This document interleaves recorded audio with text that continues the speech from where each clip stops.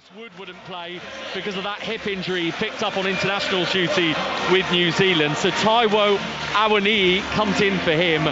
And the really interesting team news from a Forest perspective, as we welcome our listeners from BBC World Service, is that there is no Anthony Elanga or Callum Hudson-Odoi in this Nottingham Forest team. And it looks, Michael Brown, like Nuno Espirito Santo is packing that Forest midfield. Well, he's going to, and he's not afraid, is he? You know, they will happily sit, wait, let somebody have the possession, but they've got a real dogged approach. They understand the coach well, their distancers, and wait. Maybe a little bit of man-to-man in the middle area, try and put pressure on and force the mistakes. Will they press high? Will they sit a little bit deeper? We'll soon see. But you know this Brighton side, they're going to go at it. They're going to move the ball quickly, get into wider areas with pace and tempo. This could be a really interesting game. There's not a spare seat in the house. We're all set to go. There's an acrid smell in the air. The sunshine that we had on the south coast earlier has now disappeared. There's slightly grey skies overhead. And our referee, Peter Banks, puts whistle to mouth. And away we go for our second FA Cup quarter-final of the day on 5 Live. We've already had Crystal Palace winning at Fulham by 3-0. So they are the first team into the semi-finals of this year's competition. And here we will find out if it will be Brighton or Nottingham Forest. And Brighton win the first free kick as Ruter is pulled to the ground. Brighton going from left to right in their white and blue home strip with the blue shorts and the blue socks. And Forest in their unchanged home strip on their travels, red shirts, white shorts, red socks, and they are defending the goal over to our right-hand side, which is packed that south stand behind Matt Sale's goal with Nottingham Forest fans, and Brighton in possession with their right-back, Jack Hinshelwood. So we've played 45 seconds, Brighton 0, Forest 0 here on 5 Live on BBC Sounds on the World Service, and Yankuba Minte thinks he wins a throw on the right-hand side, but actually it's deflected off Nico Williams' boot, the Welshman, and it's out for a Forest throw instead in their left-back area. Yeah, positive start. Yes, well back those Forest supporters. I've seen many of them on the way down. Lots of cars, service stations, etc. Looking forward to see if the wonderful season can continue, but they come in here, which they know is a very, very tough place, and it's Brighton who start more positive on the front foot, trying to play and just trying to work out Forest's midfield area. We'll soon let you know that, but Yates is going to be that pivot. Anderson in and around, Gibbs White, he can drift in and around everywhere.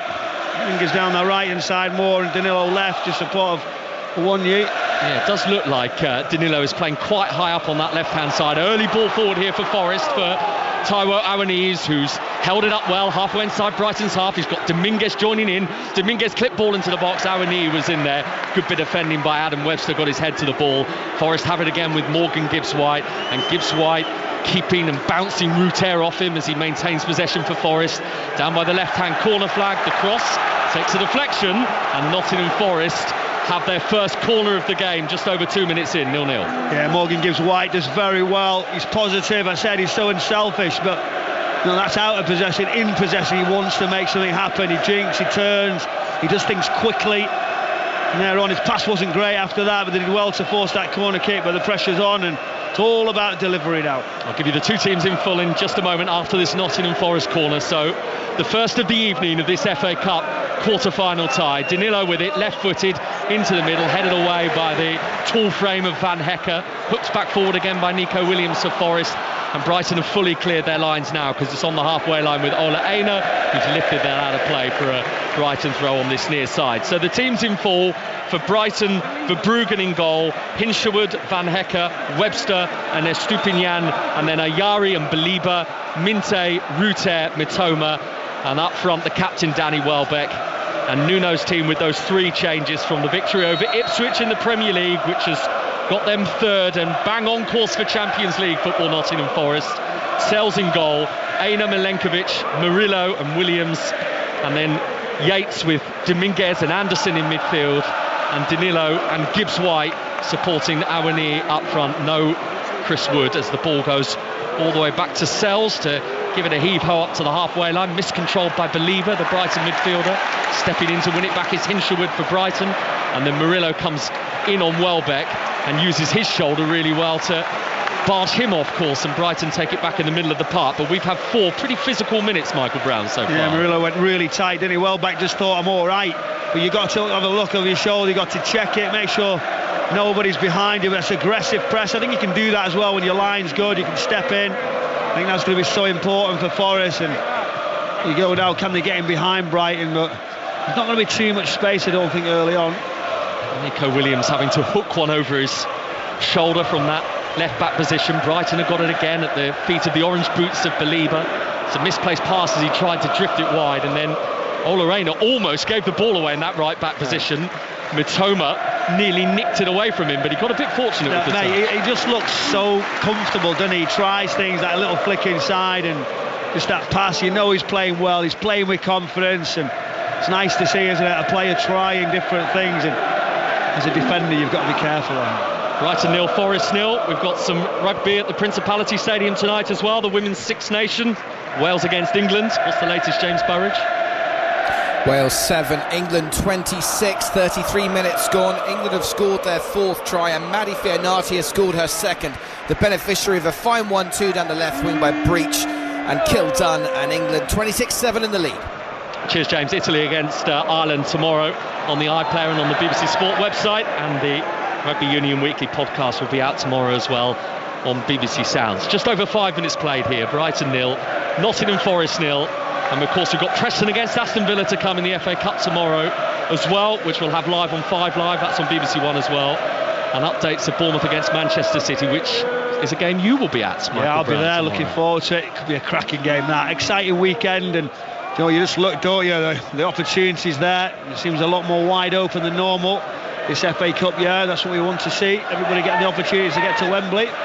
Nico Williams up towards Awani, does well to win the header in front of Van Hecker, which is no easy task to do. And then Webster's giving it back to his goalkeeper Verbruggen, who delayed a little bit, and Gibbs White, sensing he was going to do that, went and charged him down, and it's deviated off the boot of Morgan Gibbs White and out for a Brighton throw. Morgan Gibbs White, who went away eventually with England on international duty, having not initially been picked by Thomas Tuchel. Yeah, what was he going to say now? Was he going to say, what did he say? Oh, I'm not going to bother now, you've not picked me first time round. He said he was ready, let me get there. But you know, he deserved it as well. I think what was really good is Thomas Tuchel actually said that he does deserve it, but I've only got so many, and he finally got there, and you know, congratulations for that. Yeah, just a shame he didn't get any minutes while away on England duty this week. But that, at least from a Nottingham Forest perspective, will make sure he's very fresh for this one. He'll be fresh and ready. He's been fantastic, hasn't he? He's just getting better and better. And now he's in a side that are also doing very, very well, because there would have been a major concern where he was going to end up, and now he can end up in the Champions League with Forest. It's Kaoru Mitoma, his international side. Japan were the first to qualify for the World Cup a few days ago, and he's won a throw on the halfway line for Brighton. On that far left-hand side, Brighton 0, Forest 0, and a lot of the play so far has been in the centre of the park at Amex Stadium, and maybe that's just the way that Nuno Espirito Santo wants it. Well, that's exactly the point, isn't it? Because now look at the build-up now as they come across. They're just going to narrow up in midfield. The line doesn't have to be too high. They've almost said we're not going to have any pressure on the ball, but now Brighton, they were really clever. I've watched him here a few times, and he's got that change where he realises that maybe that number 8 has to go in between centre-back and full-back. That causes the problem. And as the game drifts, you watch, tactically he will start to do it. Won't be in a rush though. No, the 32-year-old Fabian Herzler, as Nico Williams intercepts a crossfield pass just before Jorginho Ruter could get there. And then it's headed out of play by Hinshelwood, the Brighton full-back, for a Forest throw midway inside their own half, near left-hand side, 0-0. Yeah, Herzler, very impressive. A young man like that, to be able to have that knowledge, that calmness, and he's so composed, isn't he, with what he does. The game's a little bit interest. No one's got hold of it yet. A couple of passes are going astray. It's just not settled, has it?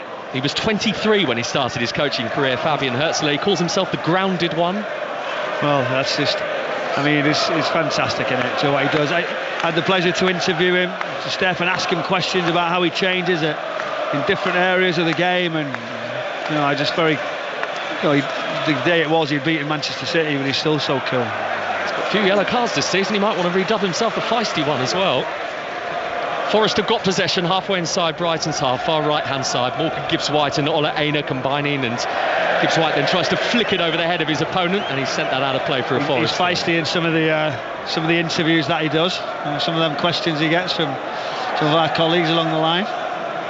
Yeah, John Sample, our producer today, has been with Fabian Herzler many a time in a in a tunnel already here at Brighton. And those questions do not come any tougher than the ones from John, let me tell you. Here's Van Hecke. Now Jorginho Ruter running with a bit of purpose, cut out by Murillo, and then Baliba bouncing into the challenge to win it back for Brighton. He's done well there, Carlos Baliba. That big, broad frame of the Brighton midfielder. He's going backwards at the moment. Morgan Gibbs-White is trying to pinch it back off him, but Brighton play their way out and now will move forward again down the right with Yankuba Minte. And after the ball was distributed to him, Awani went crashing into Van Hecke, and it is going to be at the very least, Brighton free kick. Yeah, that's all he's going to get, I think. There's a free kick, he's staying down, he's having a look at the situation. We're just going to have a little look now. How late is it? Is it high? Is it not? It's the tiniest of contacts behind the back of his heel. So he does catch him and he thinks, where is that? But for the area, if you're going to tackle someone, he's not there. So, yes, he got caught, but come on, let's get on with it. And of course we do have VAR now in the FA Cup in this quarter-final today, which hasn't been the case in all the games this season. 10 minutes in, Brighton 0, Nottingham Forest 0 on 5 Live on BBC Sounds and on the iPlayer as well. And we've got lots of live Premier League football coming up for you this week as well. Arsenal against Fulham on Tuesday. The ball is sent into the penalty area with too much depth on it, and it's out of play over the head of Minte for a Nottingham Forest goal kick. Arsenal-Fulham Tuesday night. Got Forest-Manchester United and Wolves-West Ham as well on 5 Live Sports Extra and via the BBC Sport website. And on Wednesday, amongst the games, a Merseyside derby to enjoy, Liverpool against Everton. Yeah, magnificent week of football all around. There's some great games, and that's what we want coming off the back of the international week. But now the FA Cup taking that stage, and who can do something, who can affect this game. I say no one's really took any risk yet. It's been very safe and scrappy, couple of passes, but we go, runs now, wide areas, that's the ball. And Gibbs-White with the outside of his right boot from the halfway line, looking to set Williams away down the left-hand side, who reached it and did ever so well to get a corner out of that situation as well. From the backtracking Minte, so Nottingham Forest corner, Brighton 0, Forest 0. You know, Gibbs-White, he's got passing range. We've seen him do some wonderful balls out to the right-hand side. This time, Williams has got up very early, just flicked it outside of the right foot. It just got away, it was too much on it as well to keep up. A great recovery runs, Minter getting in there just to make sure he doesn't have any space.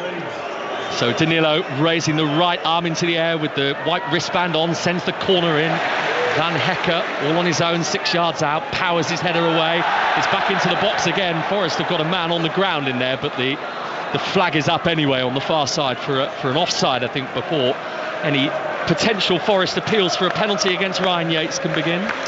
Yeah, not much, but again now, that's 2 set pieces. Van Hecke, very good aerially, stays central, he's the one who can attack it, so you got to block him off or go short, go long, something, because made it too easy. You block the goalkeeper, he needs to take away the main header of it. The big floodlights that are gleaming down from the east stand opposite us, the big arched stand at the with the words American Express Stadium in white lettering, and the Brighton club badge as well hanging high up at the very top of it as Van Hecke tries to force one forward from the centre-back position, intercepted by Forest, and then Gibbs-White tumbling under a couple of Brighton challenges to win Nottingham Forest a free kick on the halfway line. He almost tries to back heel it. I don't know why he actually makes that decision. There's a lot of bodies around him with that contact as he comes the other way, and there isn't much in it. The referee decides to give that foul. They're in no rush. Looks like they're going to be a little bit direct. Nuno just at the front of his technical area, just telling them what he wants. The orders are being given. It's going to go right at the back post, we'll soon see, but Linkovic is just waiting right out the back. Yeah, he's got that big blue puffer jacket on, Nuno Espirito Santo, with his arms folded as he watches this Forest free kick come up to the edge of Brighton's penalty area. Gibbs-White was trying to get his boot on it. It's actually deflected back to Danilo here with that bleached blonde hair down the left-hand side. He's taken it to the corner flag. He's got the cross in as well. Wasn't the easiest one to deliver. Away as far as Dominguez. Clipped back in by Gibbs-White, who didn't get his angles or indeed his distribution of the pass right there. And it's out for a Brighton goal kick, 0-0. So off we go to the Principality Stadium, because it's half-time with you in that Women's Six Nations game, James. Yes, and England leading by 26 points to 7. 4 tries, 2 for Maddie Fianati, 1 for Sarah Byrne. Megan Jones is though the pick of the bunch. Raw pace, wicked step. But Wales, hats off to them too, because they came out absolutely all guns blazing. A terrific opening score from Jenny Scoble. They finished this half strongly too. 26-7 at half-time to England. And from the red roses to those in red as Forrest come forward again down the right-hand side here with Gibbs-White. Yates has just sent that touch a little too heavy in front of him. And Brighton, although they had it back, have lost it again. Ryan Yates wins it for Forrest, far right-hand side, Ola Aina. And now halfway inside Brighton's half, Forrest working in field towards Danilo. Back with Ola Aina again, who's having a brilliant season, Michael Brown, in that right-back berth, isn't he? It's true as well. So in possession, he drives forward, one-on-one, just say, let's have a go. He almost says, go on then, I'm comfortable. I'll happily take a 1v1, show your line, let's do that. Not many can do it at this level as they're stepping towards the top of the league against top teams, and they seem to have it, don't they? Because they've got a patience and understanding. They don't have to have the ball. Very well organised, well drilled. And there's Yates there now, just stepping back, just drifting into a deeper position, trying to dictate, trying to draw people out. Yeah, Ryan Yates, who is the only member of the current Nottingham Forest squad who played for Nottingham Forest in that Wembley appearance in the Championship playoff final a few years ago, as up it goes towards Awani, who's been carried outside of the penalty area by pressure from Van Hecker, but Aina's collected it on the far right-hand touchline. He's coming in field, still 0-0. He slipped it in. Awani shoots, saved by Verbruggen. It's come to Nico Williams, who was struggling to bring it down. It bounced off his chest and then his head, and even though he's done well to race back into position to challenge Yankuba Minte's burst forward, that was half a chance for Nico Williams, as it was for Taiwo Awani. Yeah, Awani's really what was the one.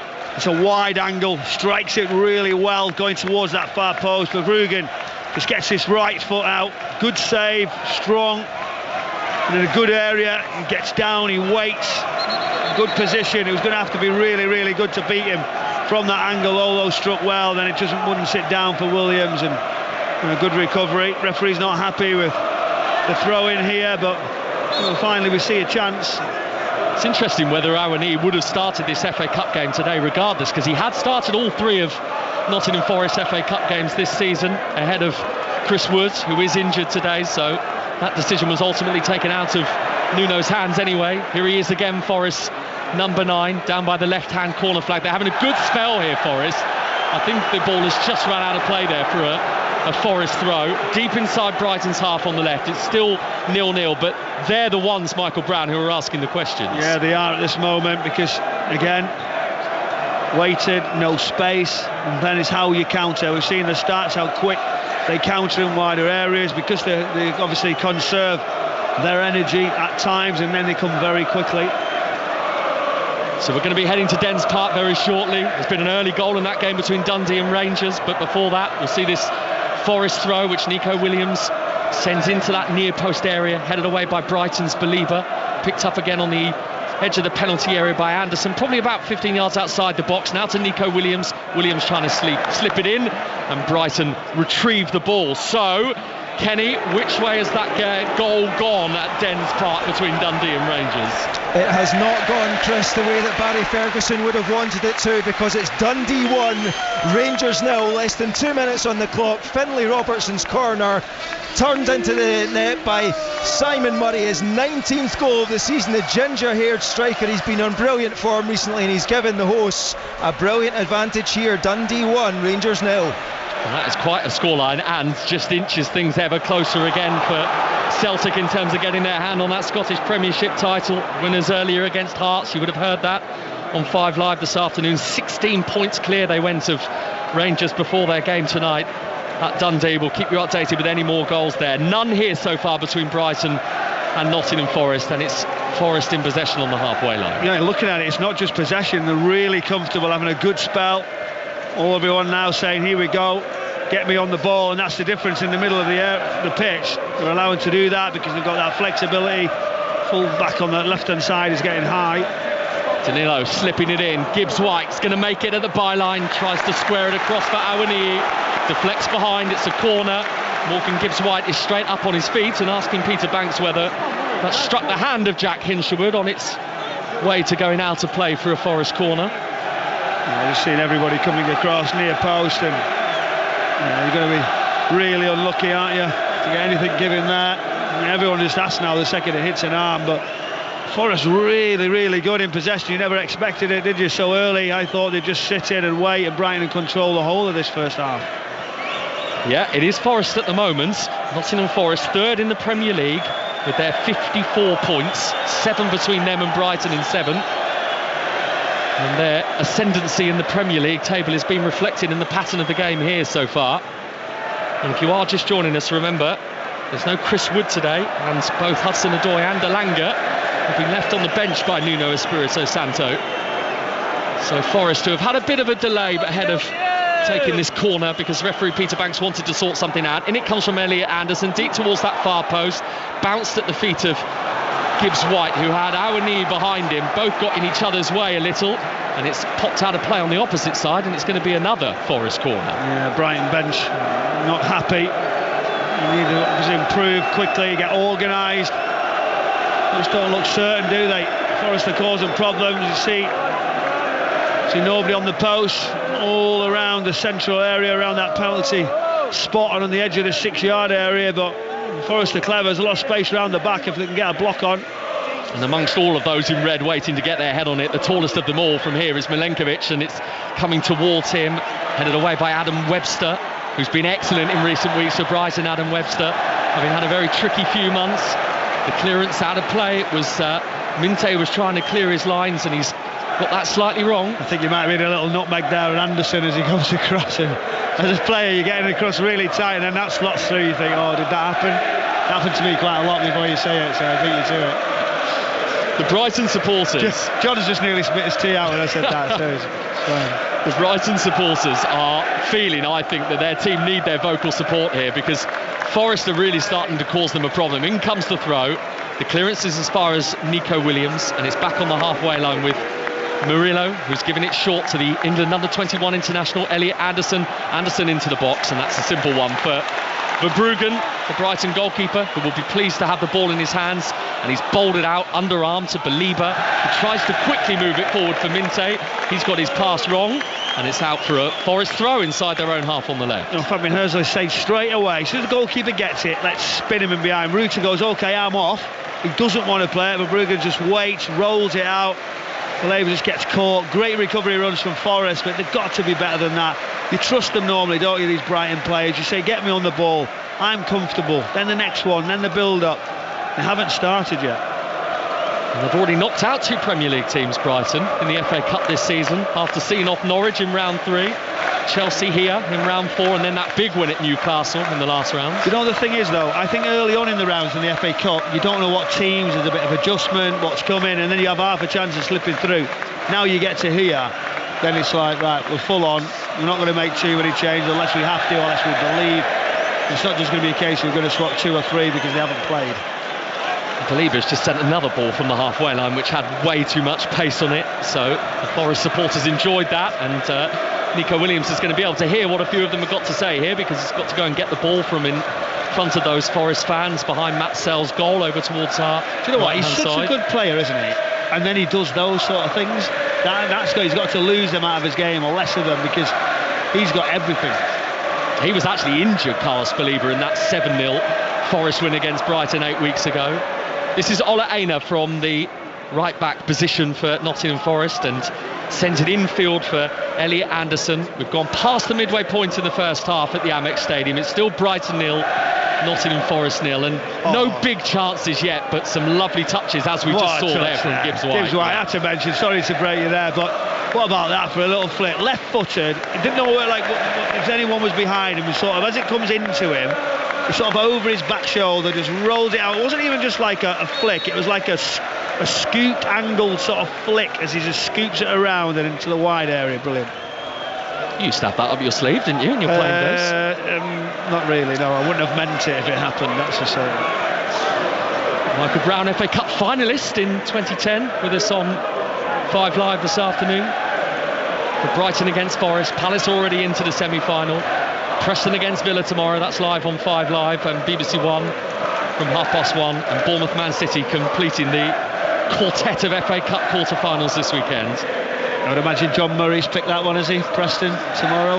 He is. Yeah, what a good tomorrow. guess, yeah, fancied that. It's a big game tomorrow, that one. There's Minte in towards the feet of Ruter, and now on towards Welbeck. It was just a bit too high for Danny Welbeck, who, because of the way the game's playing out so far, Michael, there is no way that Danny Welbeck's been able to work his way into the game. He has to get on the game, though. He has to do something. He has to get the ball, he has to affect it, he has to make a challenge, he has to do something to get into it. Wherever he can, get hold of one of the players, say, as soon as the midfielder gets it, get me on it. I need to get a touch, I need to play. Because what he did earlier, where he was a little bit slow, you see straight away, didn't it? Murillo comes really tight, nicks it off him, and we haven't seen him since. It's his 100th start tonight, Danny Welbeck for Brighton. And when you look at his 6 years at Manchester United, he only had 90 starts across that period. So Danny Welbeck, just like a fine wine, is just getting better and better with age. And the age now of Danny Welbeck is 34. He's got a bit to go, and I think he can carry on. That's for certain. Especially with that experience he has now. He understands it, and in his side he can wait, delay, and then come alive.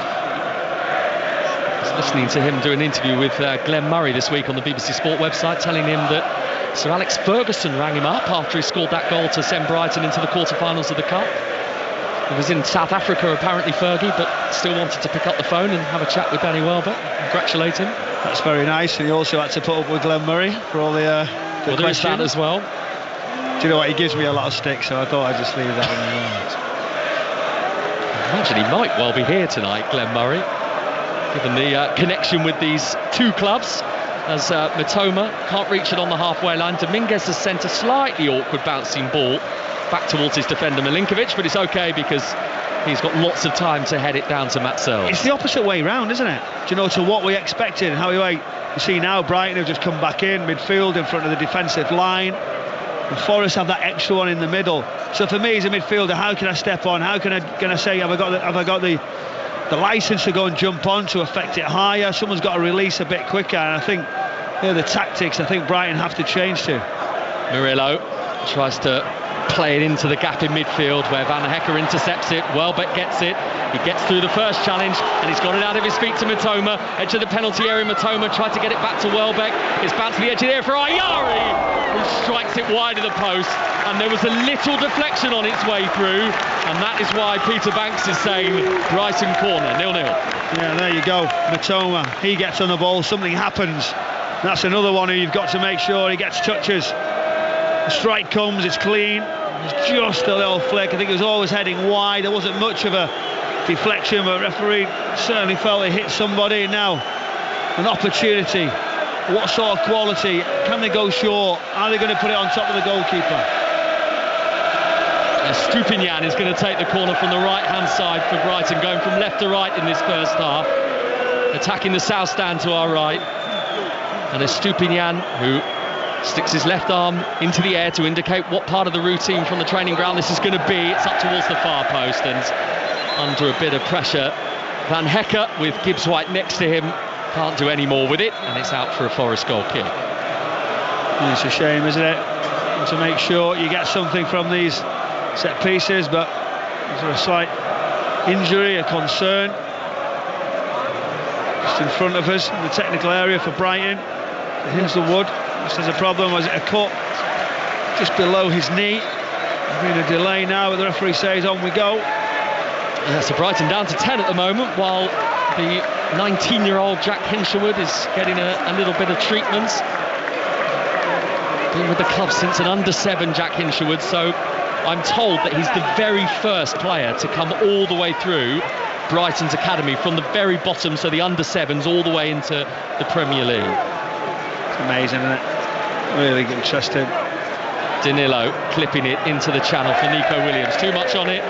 Bounces once, and beyond the Forest fullback, out of play for a Brighton goal kick, still goalless. Yeah, you're starting to see the rhythm, aren't you? One pass back, and then away Williams can go. He's got the license, off you go, try and get him behind, and that's a couple of times now that he's got in good areas, good positions, but the weight of pass has just been too much. That wet surface, he just flicks away and runs away from him. But now, what can Brighton do? The concentration levels, as I say, Forest is stepping forward, waiting. They know when to jump forward. They know the distances in between them, and Brighton have to find a solution, a pass into a better area forward quicker. Have won their last 4 home games in a row, Brighton, after 5 without one.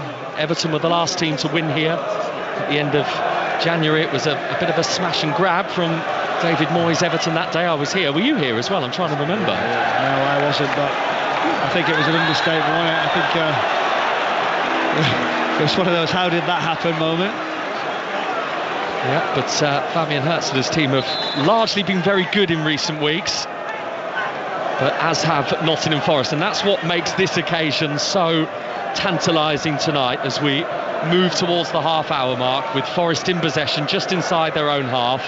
Brighton 0, Forest 0. It's at the feet of Elliot Anderson, who arguably has been one of the signings of the season, not just for Forest but in the entire Premier League. Yeah, you just see there now, Yates just drops in for the 3 to allow the fullbacks to go, then in better possession, then he drifts in the middle. Gibbs White, Aina from the right hand side, Awaniyi waiting, just ahead of him was Van Hecker to clear it away for Brighton. They've got it again with Yates here, and now Milenkovic pushing it into that right area for Gibbs White. A feigned delivery and then sending it on for Ola Aina to cross, who perhaps delayed a little before he put it in. It's back with Gibbs White again, and then Gibbs White has got that cross wrong with his left foot.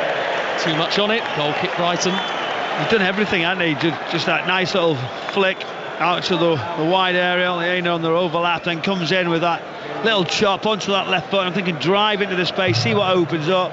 He doesn't check, does he? He tries to just float a ball back post, and it looks very, very wrong when that happens as a midfield player where nobody is. That's 60% of the ball so far, Nottingham Forest. So that ties in with what you were saying, Michael, in terms of the most unexpected possession statistics. Exactly the opposite. When we're coming here and saying, right, look at Forest's setup. They're going to just sit and wait, delay.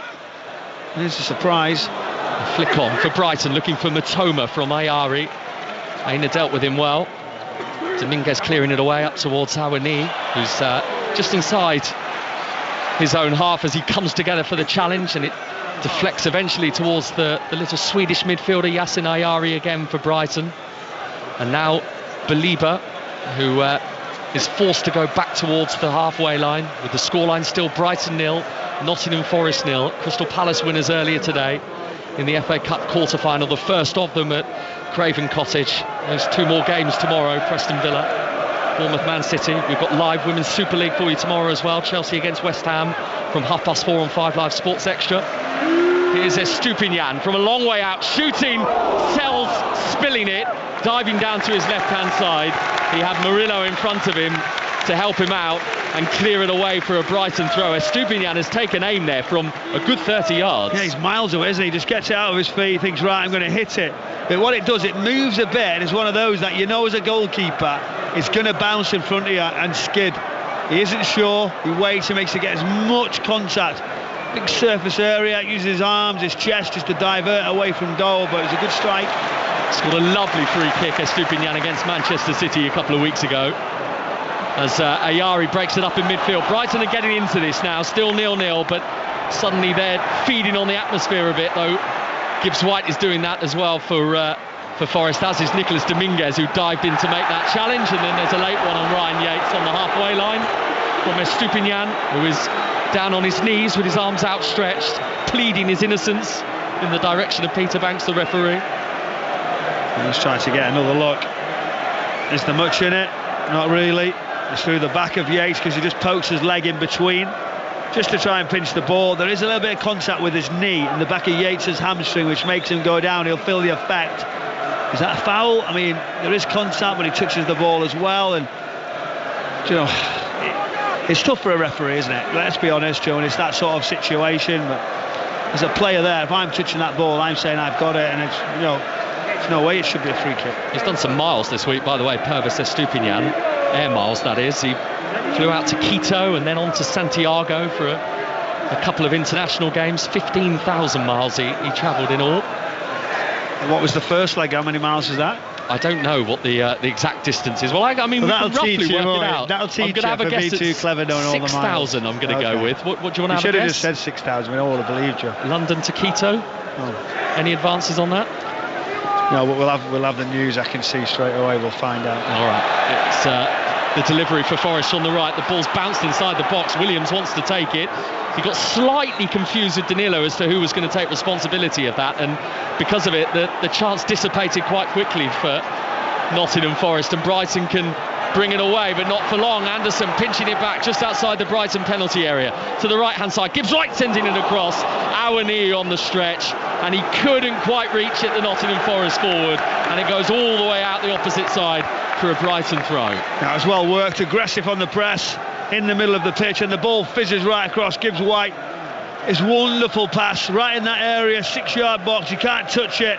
Awoniyi that tries to just dive outside the foot, just misses it. Nuno frustrated, and you can see why. Great ball. 5:30 kick-off in the game between Dundee and Rangers at Dens Park. We knew that Dundee were leading. Is that still the case, Kenny Crawford? Yes, and they've just doubled their lead. It's Dundee 2, Rangers 0. Joe Shaughnessy, the Republic of Ireland defender, heading in, tapping in after Simon Murray's header came back off Jack Butland. The former England goalkeeper should have done better with it, but the big defender was there just to thump it into the back of the net and double Dundee's lead. I think it's getting checked by VAR just now in case it's offside, but at the moment it looks like Dundee have a 2-0 lead against Rangers. Well, that will be wildly celebrated at Dens Park if it remains that way, especially as well on the other half of Glasgow, with Celtic's win earlier today against Hearts, which has just put them in such a strong position, if they weren't already in one, at the top of that Scottish Premiership table. Here it's Brighton 0, Nottingham Forest 0, and we're in the final 10 minutes of the first half. And really, Michael Brown, a half that has been full of intent from both, but they've each been trading in half opportunities so far. Now listen, there's only one manager who's going to be delighted with the first half performance, and it'll be Nuno. You know, he won't get too carried away because the scoreline still as is, but Brighton have got to do so much more. Anderson trying to spin it away from Ruter, which he did, but he couldn't play the onward pass that was needed into the box, so Brighton have it back with Belieber on the edge of their own penalty area. High ball forward for Mitoma to chase. Milinkovic was always going to win that battle, the big Forest Serbian centre-half, but Murillo almost giving it away on the edge of his penalty area. It bounced off Ruter and all the way through eventually to Matt Sells. Confirmation that goal does count for Dundee, so they are 2-0 up against Rangers. Just seeing the pass there, Joe, when you're under pressure, the centre-back gives you an OK ball. Sells then can play out. To Murillo, he doesn't, because it's just a bobbly one. It's got to be more controlled on the grass. That's the detail. Really, the more comfortable goalkeepers with the feet. So that's one thing he, obviously, after a great season he's had, he could probably get a little bit better at. I noticed that this is the first ever, and I could hardly believe this, the first ever FA Cup tie today between Brighton and Nottingham Forest, which is quite remarkable, really, when you consider how long these two clubs would have been competing in this competition. That's right, that's amazing, isn't it? Yeah. Do you know what, though, the opportunity as well, and you look how we talked about in the build-up to how open the opportunity to get to a final with teams who believe then can go on and win it. Yesterday, look, Preston thinking they've got every chance as well, and then Bournemouth, they've already beaten Manchester City there, so they'll feel that they've got every chance of doing it, and then it's literally game on for everybody. Yeah, Forest FA Cup winners in 1898 and 1959. Brighton got to the final, of course, in 1983, but were beaten in a replay by Manchester United. Here is Mitoma on the left wing, trying a couple of tricks, a couple of step overs halfway inside Forest half to get past Aina. It's come infield for Ayari, who spins but runs into trouble, and Forest pick it up with Morgan Gibbs-White 15 yards inside his own half. He's trying to bring others into play, and now they're motoring Forest down this left-hand side with Williams, who's picked that pass up really nicely from Dominguez, and he's cut back in field, and he's given it to Dominguez, and back it goes to Murillo just inside Brighton's half. Dominguez again. We're going back to the Principality Stadium for another try in that Women's Six Nations game between Wales and England. James Burridge. And it's gone to England, and it's gone to Ellie Kildunn on her 50th cap, England's 5th try off. The forwards did all the hard work, wonderful hands, and a sumptuous spiral pass from Zoe Harrison out to Kildunn on the left wing, converted by Harrison, and England lead by 33 points to 7. Cheers, James. Italy-Ireland tomorrow, and that's on the BBC Sport website and the iPlayer. You can watch that. Here's Ruter for Brighton from the halfway line. Forward it goes. Matoma takes it on.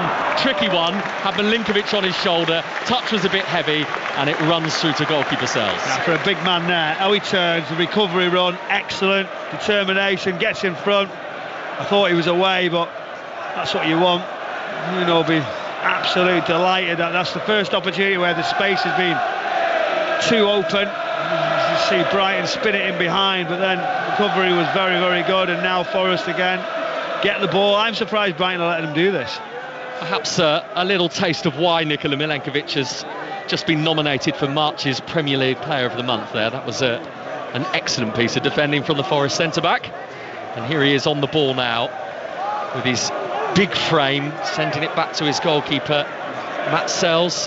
Been a real regular offering this Forest defence, hasn't it, this season, with those two centre-backs, Milinkovic and Murillo, in front of Sells, and with Williams and Aina in those full-back areas. It's been very settled, and that is something that Nuno Espirito Santo generally has had to his advantage, hasn't he? They've not had the injuries, Exactly. they've been able to limit those changes. And when you're going well, you just carry on, let's keep going, let's not complicate it too much. And you can't believe it, because everyone's kept saying, right, it's going to change, they're going to start losing games, and they haven't. They've just ticked on nicely, and even had at times have to change in game, and they've done that, whether they've sat in, whether they've waited, whether they've played Gibbs White as a defensive player, whether they've moved him forward and they need an extra one. So they've had an all-round game that, to be in the position they're in is unbelievable. Yeah, but they do have an injury tonight. No Chris Woods and his 18 Premier League goals this season, including that hat-trick he got against Brighton in February in that big Forest win, 7-0. But 0-0 here, and Brighton have got the ball on the halfway line, and we're in the final 4 minutes on 5 Live, and we're on BBC Sounds and on World Service as well. And this is Adam Webster, the Brighton number 4, who played in Brighton's semi-final against Manchester United 2 years ago and scored his penalty as well in the shootout. Now Danny Welbeck, wide to Minte, round the corner for Hinshelwood, overcomes Murillo from the edge of his own penalty area to hook it away. Williams trying to get his boot on it now. Awani's settle things down nicely, and Yates sensibly goes back to Sells, his goalkeeper. Murillo, Williams up towards Awani, who was stopped by any means possible by Van Hecke there. It was head, and then it was chest, and then it was shoulder. It was everything, wasn't it? He almost like he had his head on his chest, so he couldn't run further forward because he tried everything else, and then he was getting away. Now, can Brighton come forward? Can they create something end of this first half? Hinshelwood has crept into a bit of room on the edge of the box. Minte has swirled across in. It's a straightforward one, that, for Matt Sells, who's collected it from the air at his far post. Yeah, it swung round, didn't it? Wind assisted, sort of in-swinging ball, but had a lot of height on it. Goalkeeper could look and wait. They've got to be better. They've got miles more quality, Brighton, than what we've seen so far. It's just they haven't got the game going, the ball retention, those little movements, people dropping in, an extra option. There's another short pass. Preston's been good, hasn't it, from Forest? Yeah, Nicolas Dominguez, the one who's picking the ball up there. Ola Aina trying to squeeze between a couple of challenges on the halfway line. Estupiniana's taking it away from him. And now Hinshelwood from the right-back area, the versatile Jack Hinshelwood. Doesn't seem to be showing any affection on that injury he picked up earlier, though he has now got that white bandage that's wrapped around his, just below his knee on his left leg. Jack Hinshelwood, as Ola Aina has to... It was cut, wasn't it? It was all cut, it was bleeding, they had to put something on. I don't think it would have affected him too much. And here's Ayari chasing one into the left channel. Cut up by Milenkovic. And now picked up by Ryan Yates. Now that's irritated Nuno Espirito Santo a little bit down on the touchline. Yeah, because here, when they won it, it turned over. Matoma's got to liven up, the home fans are on him. But as they rotated and turned over, Forest had the option to spin it on a 1v1. So that counter-attack is so still important for Nuno, that when you get the chance, we know that we're ready for it. As soon as we turn, as soon as it turns over, we're on the shoulder and gone. And he didn't do it, he didn't play it. And that's it. That's the difference. That's all. Brilliant feat. That's talking about how much he loves the cup, Nuno Espirito Santo, this week. The Nottingham Forest manager says he'll give the fans everything they expect and they deserve in the team's performance today. Here is Danilo. It's still goalless between Brighton and Forest here on 5 Live and on BBC Sounds. You can download the app, you can take us with you wherever you go. Murillo halfway inside Brighton's half, the Forest centre half, and it's slipped under the boot of Dominguez and it's gone out of play for a Brighton throw, which their left back Estupinian is going to take. So off we go to that Wales-England Women's Six Nations game for the latest, James Burridge. And a second try for Ellie Kildunn. England now 38 points to 7. She's got a real eye for the try line, and she's combining beautifully with the midfield. The forwards doing all the hard graft, and England now really showing what they are made of. 38 points to 7 they lead, 55 minutes gone. And Michael Brown, as Estupinian sends it back in field for Webster, and Webster goes all the way back to goalkeeper for Bruggen. This game is really getting caught up in the middle of the pitch, isn't it? Well, it's the middle area, isn't it? You can hear the home fans saying, come on, get forward, can we get into a good position? They're going a little bit back to front here now, but they've got to an area. Van Hecker's found Matoma, left angle of Forest penalty area for Brighton. Matoma's cross, it took a deflection, it's hurried away. Believer! Oh, he hit that really well with his left boot. Matt Sells was rooted to his line, and it must have missed the goalkeeper's left-hand post by no more than a yard. Right, smashed the camera, didn't it? The camera right next to the post, just behind the goal. It struck it so well that it just smashed it. Matoma does all right. The clearance wasn't great. Takes a touch, he tries to hit it like half volleyed outside of the foot for it to come round and back in. It drifts and then you wait to see if it's got enough. He holds onto his head, he realises it's close, just to say just next to that side netting. Lovely strike, but just not enough. But finally putting the ball into an area, forcing something, they got an opportunity. And that camera you mentioned, that is not going to be usable from here on in. That is in about 8 pieces behind Matt Sells' goal now. So that will need to be replaced by our colleagues at the BBC, who are showing this game now on the BBC Live right now. We don't have to worry too much about that. It might not be theirs, it might be somebody else's, at those positions. Yeah. You do often see those club cams now, don't you, that they set up behind the goals to capture the moments. Hasn't been too many moments to capture in this game, and we've played the 1 minute of stoppage time that was indicated. So with this Forest free kick, it certainly is the last attack of the game. Murillo has lofted it high up towards the back post. Milinkovic has won the header. Yates has picked it up. Milinkovic couldn't touch it because he was in an offside position, and that, Michael Brown, is the half-time whistle. Brighton 0, Nottingham Forest 0. Forest the better team, Brighton perhaps with a bit of work to do, particularly given that they are the home team here and the need for intensity. Yeah, Forest have done very, very well controlling the possession, the momentum, had a couple of opportunities, some good balls across the face. One you notably couldn't get on the end of it, but Brighton just at the end of the first half showed improvement. They didn't have any sort of possession, any momentum, putting the ball into better positions. Finally Matoma getting a touch, Welbeck as well, and then that belaboured strike, just missing that far post, is better from them. They've got to do more, they've got to control the pace and power. Nuno is maybe looking to the bench and thinking, right, now it's time to make those changes. I can do it because I've got them ready and waiting. Yeah, he's got the likes of Callum Hudson-Odoi and Anthony Elanga, Nuno Espirito Santo on his bench if he wants to use them here. But certainly the one thing you would say about this game is there are not 7-0 vibes about it. At half-time it is Brighton 0, Nottingham Forest 0. Chris, Michael, thank you very much. Second half on the way, of course, here on 5 Live. And during half-time, we'll try and round up all the day's sporting action for you. Let's go to the other tea-time football game that's going on at the moment at Dens Park. Kenny Crawford. Yeah, Rangers with it all to do, Mark. It's Dundee 2, Rangers 0. 2 goals early on in this game. Second minute, Simon Murray turning it in brilliantly from 10 yards from Finlay Robertson's corner. Then on 19 minutes, an absolute horror show by Jack Butland, former England goalkeeper, of course, spilling Joe Shaughnessy's header. Then it was a scramble with Simon Murray involved, and Shaughnessy popped up again to tap it into the back of the net. So it's Dundee 2, Rangers 0. Thank you very much. If you've been with us all afternoon, you will know that Wales took a 7-0 lead against England in the Women's Six Nations. Since then, James Burridge?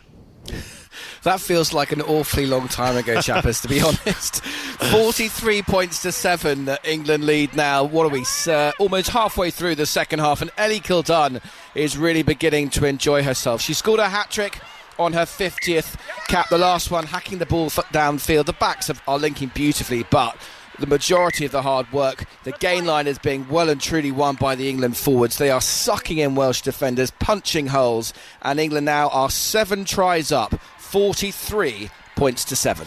Earlier in the Women's Six Nations, France 38, Scotland 15.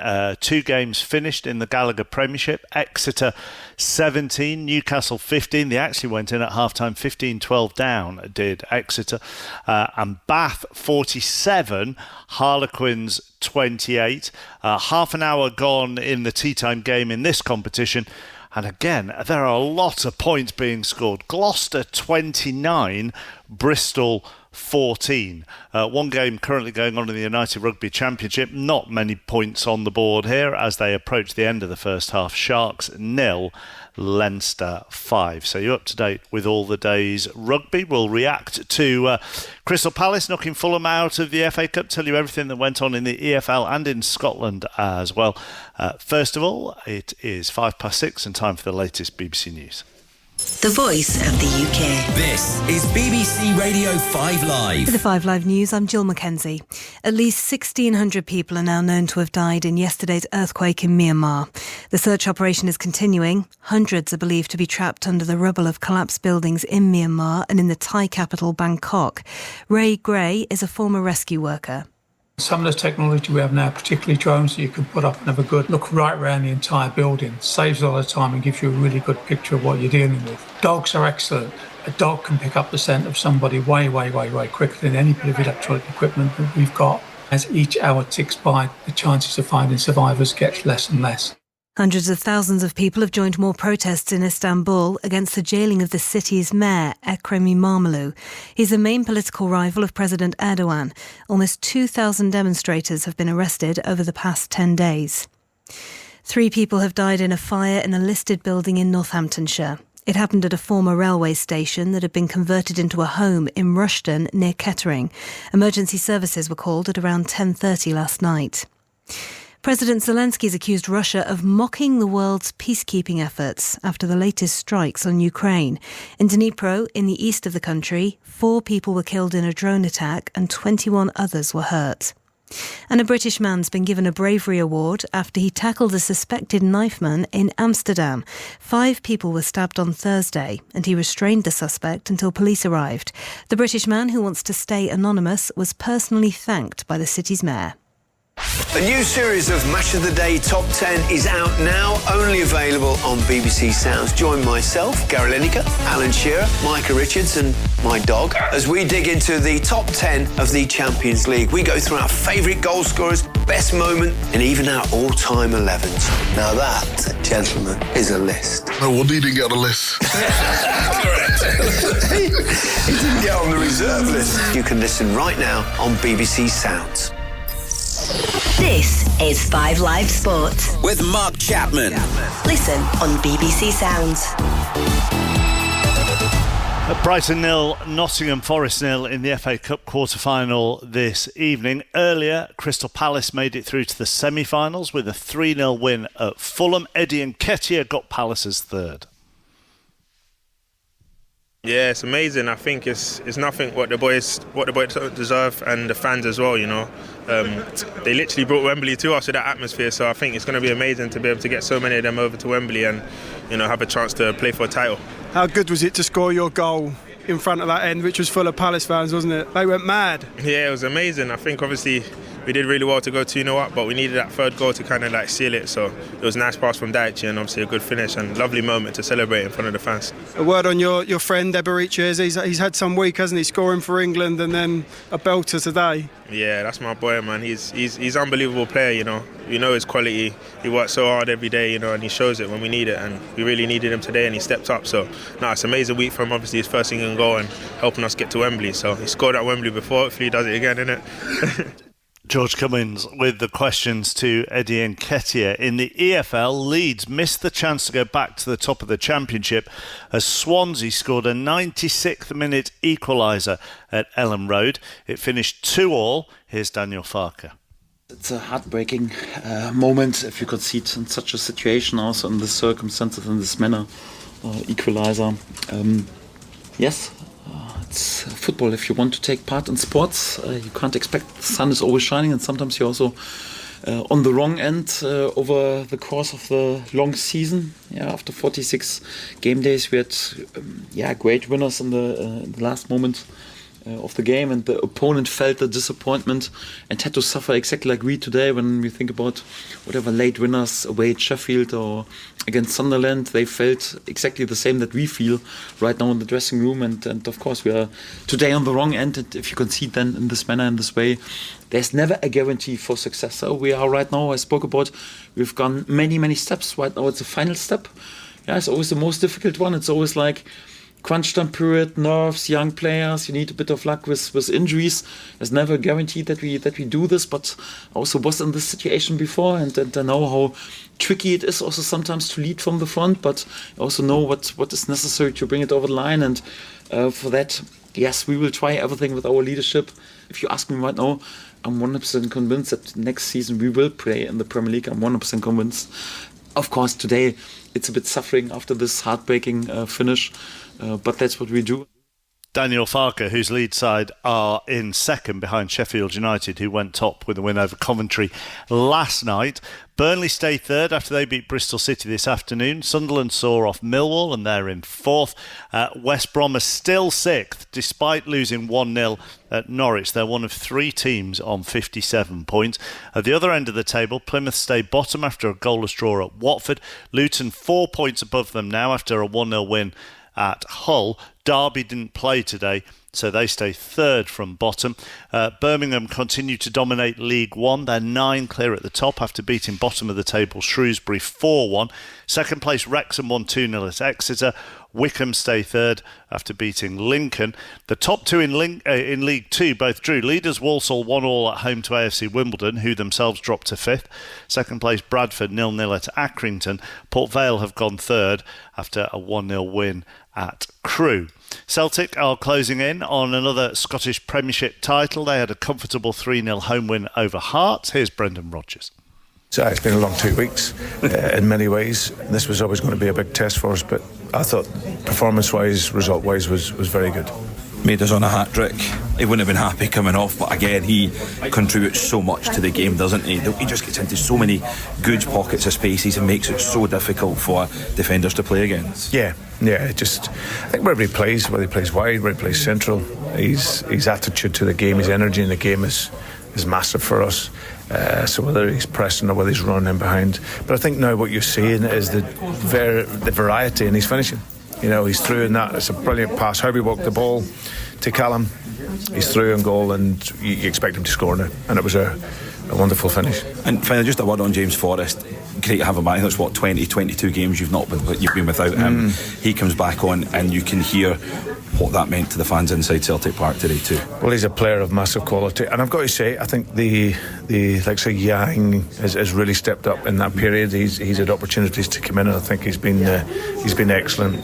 Jamesy gives us that experience and can look after the ball. Jota, like I say, he's not at the level yet for intense pressing and constantly with the ball, but we give him more time today. But it's nice for James to get the feel. He's been out a long time, but he's still a really, really important player for us. And as things stand, they're even closer to the title because Rangers are losing this evening 2-0 at Dundee as they approach half-time there. So plenty to talk about on 6:06, which is at the conclusion of Brighton against Nottingham Forest with Robbie Savage and Natalie Pike. Good evening. Yes, we want to speak to you today. We want to speak to Palace fans first of all. They're through to the semi-final. Congratulations. A trip to Wembley. Palace fans, how are you feeling? What does it mean to you? Also, Fulham fans, what went wrong today? The 3-0 defeat at home. What happened? We want to speak to some Fulham fans. And of course, Brighton and Nottingham Forest fans, whatever happens in this game, we want to speak to you. 08085 909 693. Of course, in the Championship as well. Leeds fans, wow.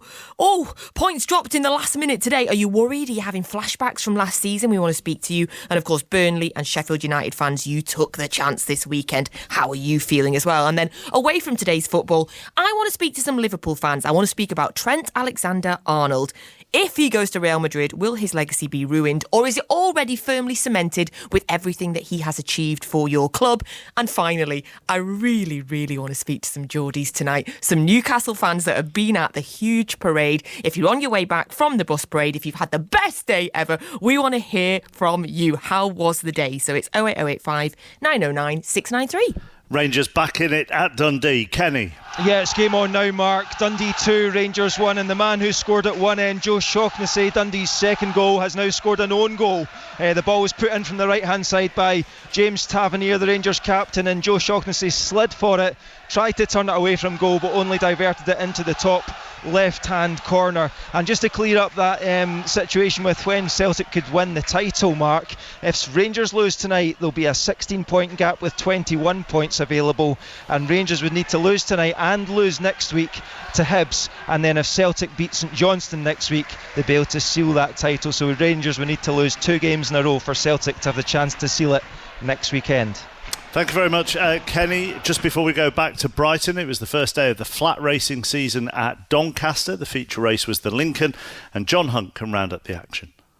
Well, although based in Newmarket throughout his career, trainer William Haggis is a proud Yorkshireman, and winning the Lincoln for the 5th time this afternoon at Doncaster with Godwin's Son will provide him with so much joy. Godwin's Son left it very late, indeed 2 furlongs from home. He sat last of all, but eventually he powered home to just pip Oliver Show, who was second. The Irish raider Orandi finishing in 3rd and Magnus Opus in 4th. A record 5th win then for Haggis in the Lincoln this afternoon.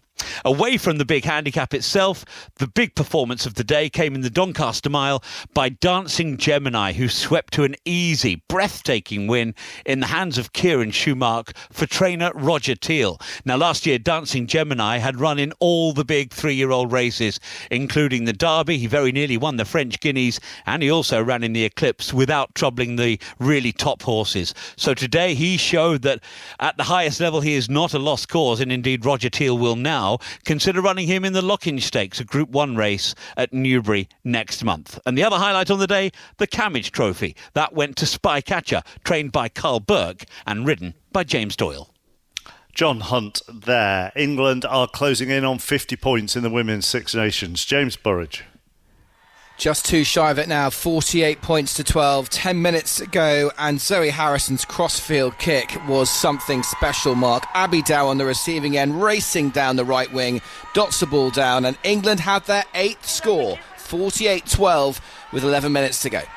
Gloucester 34, Bristol 21 in the Gallagher Premiership as they approach half-time. Let's go back to Brighton, goalless at the break against Nottingham Forest. Here are Michael and Chris.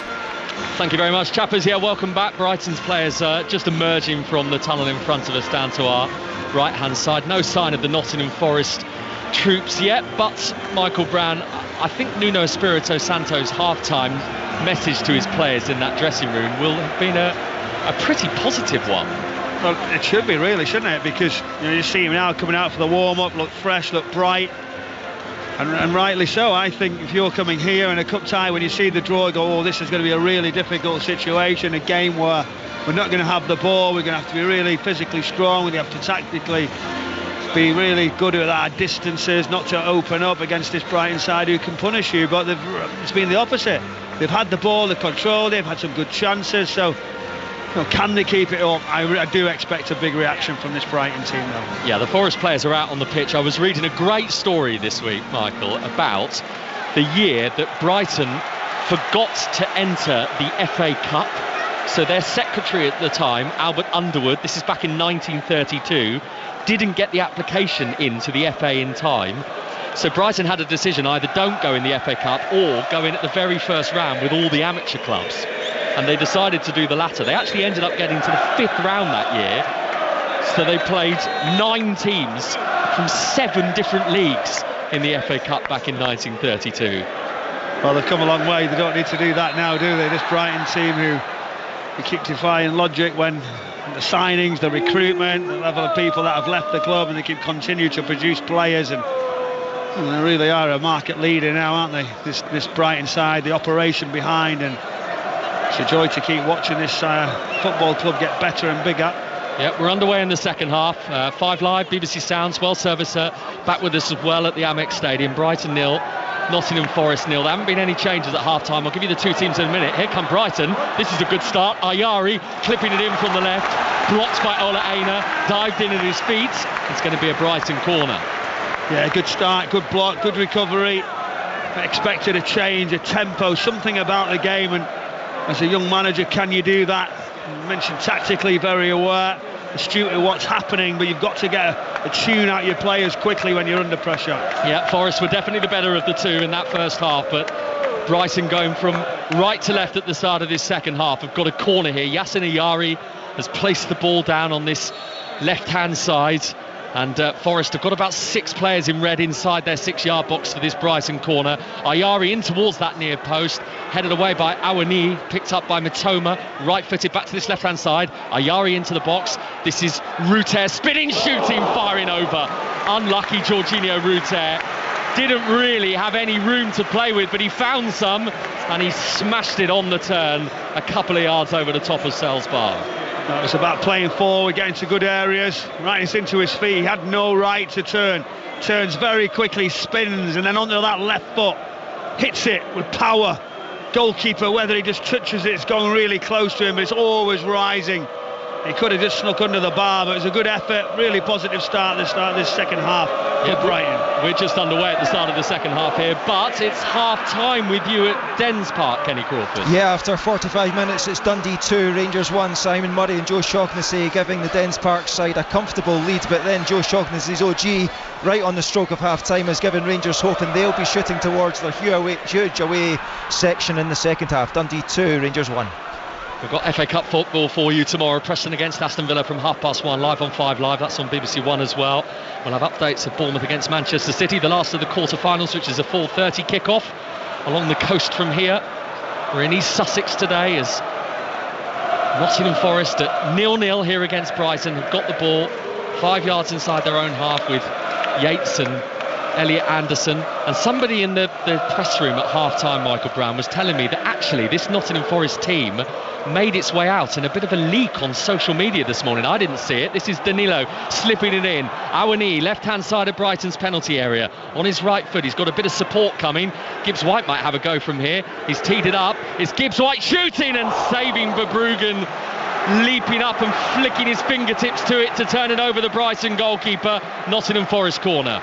Yeah, good build-up down that left-hand side, just waiting for that opportunity to get it out of his feet. 25 yards central, strikes it, cuts across it, really clean. The goalkeeper sees it from a long way. Good hand, it was going to sneak under that crossbar.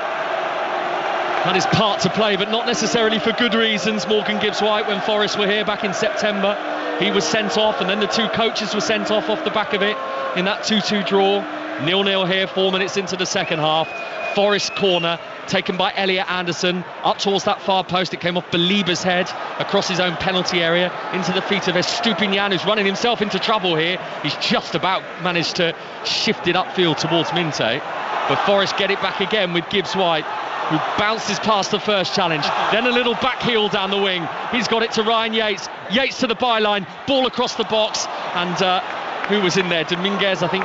One or two others as well trying to turn it towards goal. It might have been Elliot Anderson at the end of it all who couldn't convert it, and the ball's back in Forest half and all the way back actually with goalkeeper Sells. Yeah, another special moment. Gibbs White nowhere to go, little back heel. Yates gets to the byline.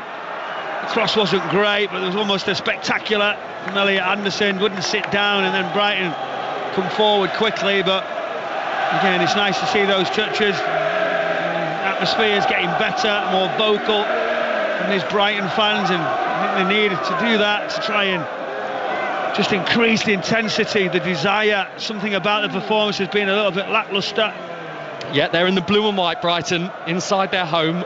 Verbruggen in goal, Hinshelwood, Van Hecker, Webster and Estupinian are there, 4 defenders, and then Ayari and Belieber, Minte, Ruter, Mitoma and Welbeck. In Forest, no Chris Wood today. Alanga and Hudson-Odoi on the bench. Brighton come forward down the left. Mitoma's cross, good hands from Matt Sells, the goalkeeper. Those in front of him are Aina, Milenkovic, Murillo and Williams. And then Yates with Dominguez and Anderson in midfield. Danilo a little further forward down the left, as is Morgan Gibbs-White down the right. And Awani up front. Brighton 0, Forest 0, but this game feels like it's shifted from gear 3 to gear 4 already, this FA Cup quarter-final. You know it's going to change, and that's what we want, but it's both teams that are sat a little trap and counter quickly, and it's a poor pass that. Yeah, that was Ryan Yates playing it right at the feet of Ola Reina, almost in between his legs as he wants to play it in front of him, doesn't he? But as he's travelling, there's no space. He plays it almost behind him, so he has to sort of let it come through his legs to step forward to try and travel with it. It's always going to be tough with that amount of tempo on it. Fabian Herzler, the Brighton manager, is right on the edge of his technical area with his white trainers on and his black puffer jacket, and his team are creeping into this game now. Down the right-hand side goes Minte. Good bit of defending, but did that strike a hand in there? The referee actually has seen a free kick, a foul by Yankuba Minte as he got towards the byline there. There's a Forest player on the floor. It's a Forest free kick. It's Nico Williams who's down. And as it's going across him, he's just sort of laid on top of it. They're asking for hands, but there was a little foul in that sort of the build-up as it sort of momentum as he falls onto it. Fabian Herzler's going absolutely crazy at the fourth official saying it's a penalty. I think he's got to really have a look at that, because I think he'll realise it's not. News this week of Nottingham Forest opening talks with Nico Williams over a new deal for him. Must be a nice problem, isn't it? Yeah, isn't it just? Yeah. For him. That tells you how well he's done. And he deserves a new deal, that's for certain. Yeah, his contract is, as it stands, runs until 2026 with Forest, but they want to get him tied down, the 23-year-old. I'm surprised you were able to have all that chat in the press room about Forest and league teams, and you were put on your nice cookie and your packet of crisps. One cookie, and I believe one cookie may have entered your mouth in that period as well. It was better than Ian Dennis earlier, wasn't it, when he couldn't talk because of the pies, you know. You've got to have a pie, though, apparently, when you head up north. Not at Brighton, he's not allowed one here. Is he not? They're just not as good down here, though, are they? That's the point. Here is Ola Reina, the Forest right-back. He was having his shirt pulled a bit by Estupiñán, but the referee didn't spot that. Forest have kept the ball anyway, but Yates has had to go back to his centre-back Milinkovic, who in turn goes all the way back to his goalkeeper, and we're going back to the Principality Stadium. Wales against England in the Women's Six Nations. James Burridge. And England have scored 2 more tries, one for Abby Dow and one for Abby Burton on her Test debut. Very emotional score this. You may have seen in the press this week she had a serious illness. She was in a coma for 25 days. She was unable to walk or talk. She lost 3 stone. An astonishing recovery and a beaming smile on her face as she scores England's 9th try on her Test debut. 60 points to 12, 1 minute left in the game. Thanks, James. No doubt there'll be far more on that in the Rugby Union Weekly podcast, which will be available from tomorrow on BBC Sounds. 9 minutes played in the second half here in this second FA Cup quarter-final of the weekend. 0-0 between Brighton and Forest. Here is Awani. The flag eventually is up against him for offside. I think most were anticipating that was coming for a while. Now, honestly, right, I accept that you have to wait and delay to put your flag up. That was absolutely ridiculous, wasn't it? I think he was 10 yards off, but he still kept it down. It was only because the poor touch brought him back in that he then decided to do it. Matoma for Brighton. This game has got a lovely ebb and flow about it in the second half. Aina's tricked him. Matoma came infield. Aina's sent him tumbling to the ground, the Japanese international. He's now helping him back to his feet by way of an apology. And it's a Brighton free kick, probably just under 20 yards outside Forest penalty area. Yeah, he checks really well, doesn't he? Drifts inside, and then the foul comes, and you've got to get him into those situations, 1v1s, creating sort of space. But now what it does as well, it draws the full-back out to be able to slide a midfielder in that area. You've got to do that quicker. Full-back into wide player, and then away it goes. But finally now another position. I think 1v1 is the problem. All Aina says, OK, I'm happy with it. But now delivery, got to be good. Really, really high line. Lots of blue shirts right around the back post. Yeah, and all of them, Forest players, Brighton players, they're all lined up across the edge of the Nottingham Forest penalty area here for this Brighton free kick. From the left side, Ayari clips it up towards the far post. Van Hecker's header, it came off a Forest head. Yates leapt with him, and it's behind for a Brighton corner. Brighton 0, Forest 0. He sort of just like clips the ball in, isn't it? Just like a little sandwich clip, not really any pace or any direction, just flicked it up, floated it and said, go on, Van Heckel, go and head it. He does, he gets it, hits it right into the back of Woods, Yates' head, and then from there on, drifts wide.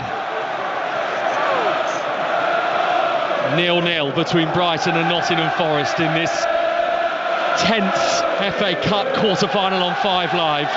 Estupinian with the Brighton corner from the right. Oh, the header was there for Hinchellwood from 6 yards out. He was the one who got up at the far post, and he got his head on it, but he's glanced it wide. Yeah, he does. He just drifts into positions, just finds that space. He's got to do better. He's got to hit the target. There's a foul in the build-up as Forest shirt's being pulled to the floor. Oh, he's rubbing his face in real annoyance, Jack Hinchellwood, because that could have potentially been his second headed goal against Nottingham Forest this season. He scored a header in the 2-2 draw here back in September. It's all over in the Women's Six Nations. James Burridge, how did it finish? Emphatic England, 67 points to 12. Rout over Wales. 3 tries for Ellie Kildan on her 50th cap and 2 for Abby Burton on her debut. Wales started brightly, but the sheer unrelenting power and physicality of England told. That's their 22nd win in a row for John Mitchell's side.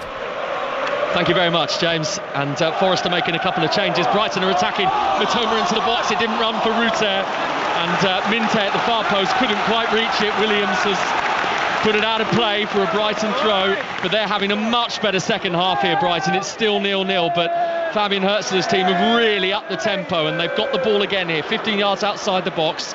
In the centre of the park is Estupinian. Webster's carrying it forward.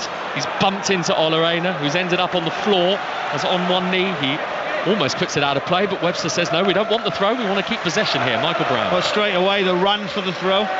I think that tells you everything I said about the tempo, the desire. The fans want to see that, but it's about creating space. The movements are good now. Just keep the momentum on, force Forest back. If you're against an opponent, can you send him back the other way? Can you run and make sure the space is there in front? Hudson-Odoi and Alanga waiting to come on for Nottingham Forest, but it's the defence that are having to do the work for Forest at the moment.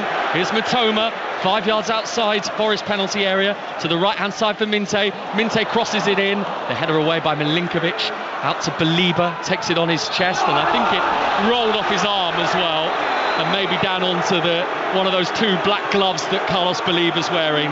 It's been spotted by Peter Banks, much to his disappointment, and indeed Fabian Hertzler, who's made his feelings very clear down in front of us. Forest free kick, and now, Michael, we're going to see those Forest changes as well.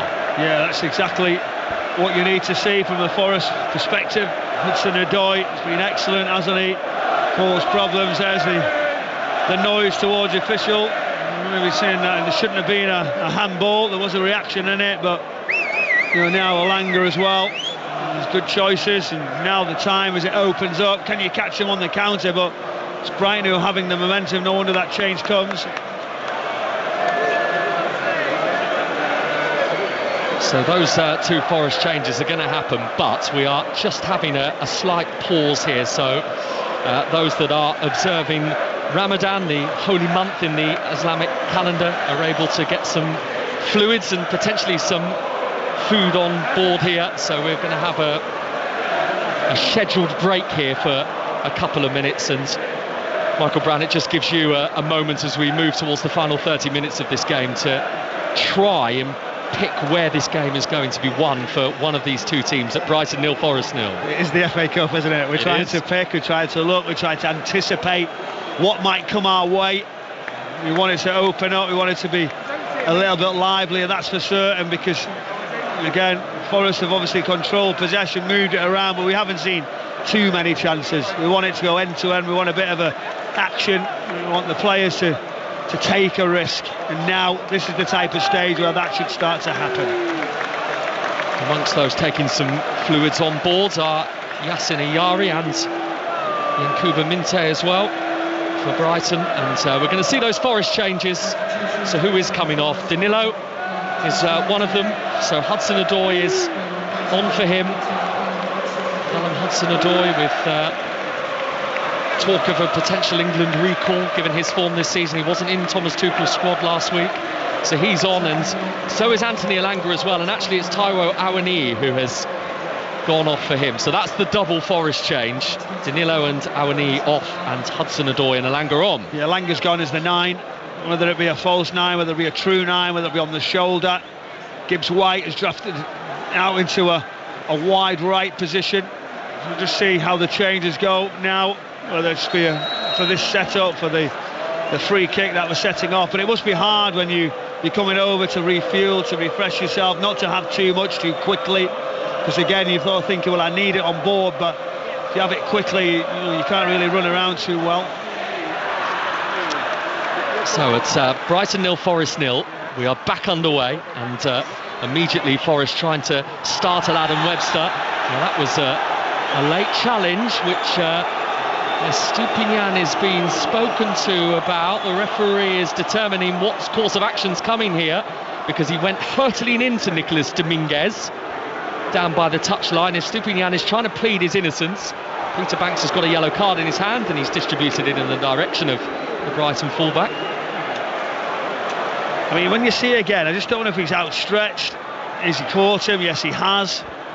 He's saying, he's putting his hands up saying, I don't really mean to do that. Did he slip? Are we giving him the benefit of the doubt? But the referee decides he's going to issue that yellow card. Good area now, good position for a key delivery.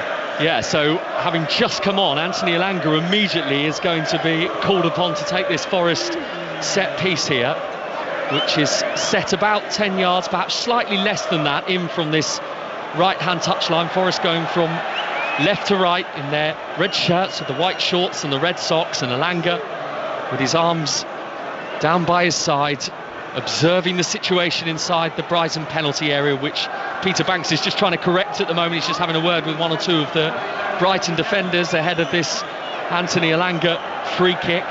We're in the 63rd minute at the Amex Stadium. Brighton 0, Forest 0.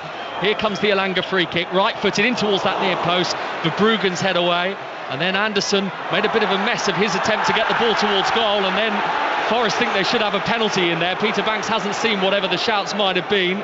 They're going to continue here, Forest, with Anderson. He's got to the byline, he's gone down, now he wants a penalty. It's been given. Elliot Anderson tripped inside the box, and Peter Banks has seen that contact as enough to give Nottingham Forest a penalty. Well, it's a big moment. They kept it alive. Obviously, he's under a lot of pressure. The referee, he delayed.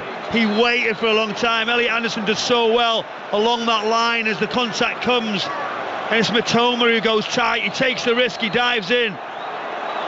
And when you see it back, what actually happens is he slides across him as he slides in. He's gone past him, and then his next stride goes into the back of his right elbow, which then obviously the momentum takes him down. But is that a tackle? Is it not? How will he interpret it?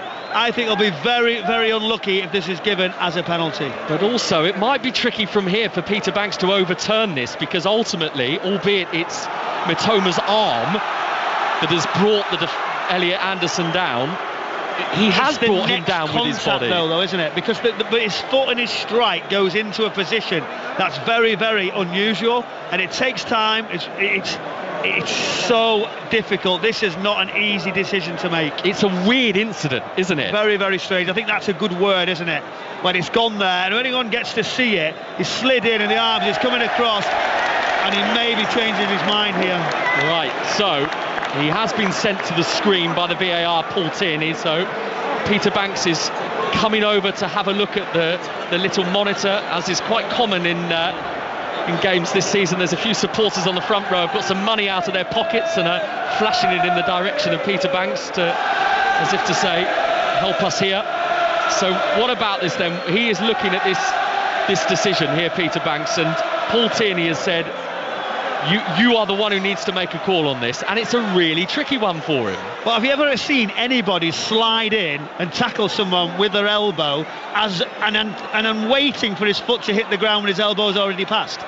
I think that's the point, isn't it? So we've got to look and say, has he got it? Has he affected the line of his of the foot hitting the ground? Yes, it has.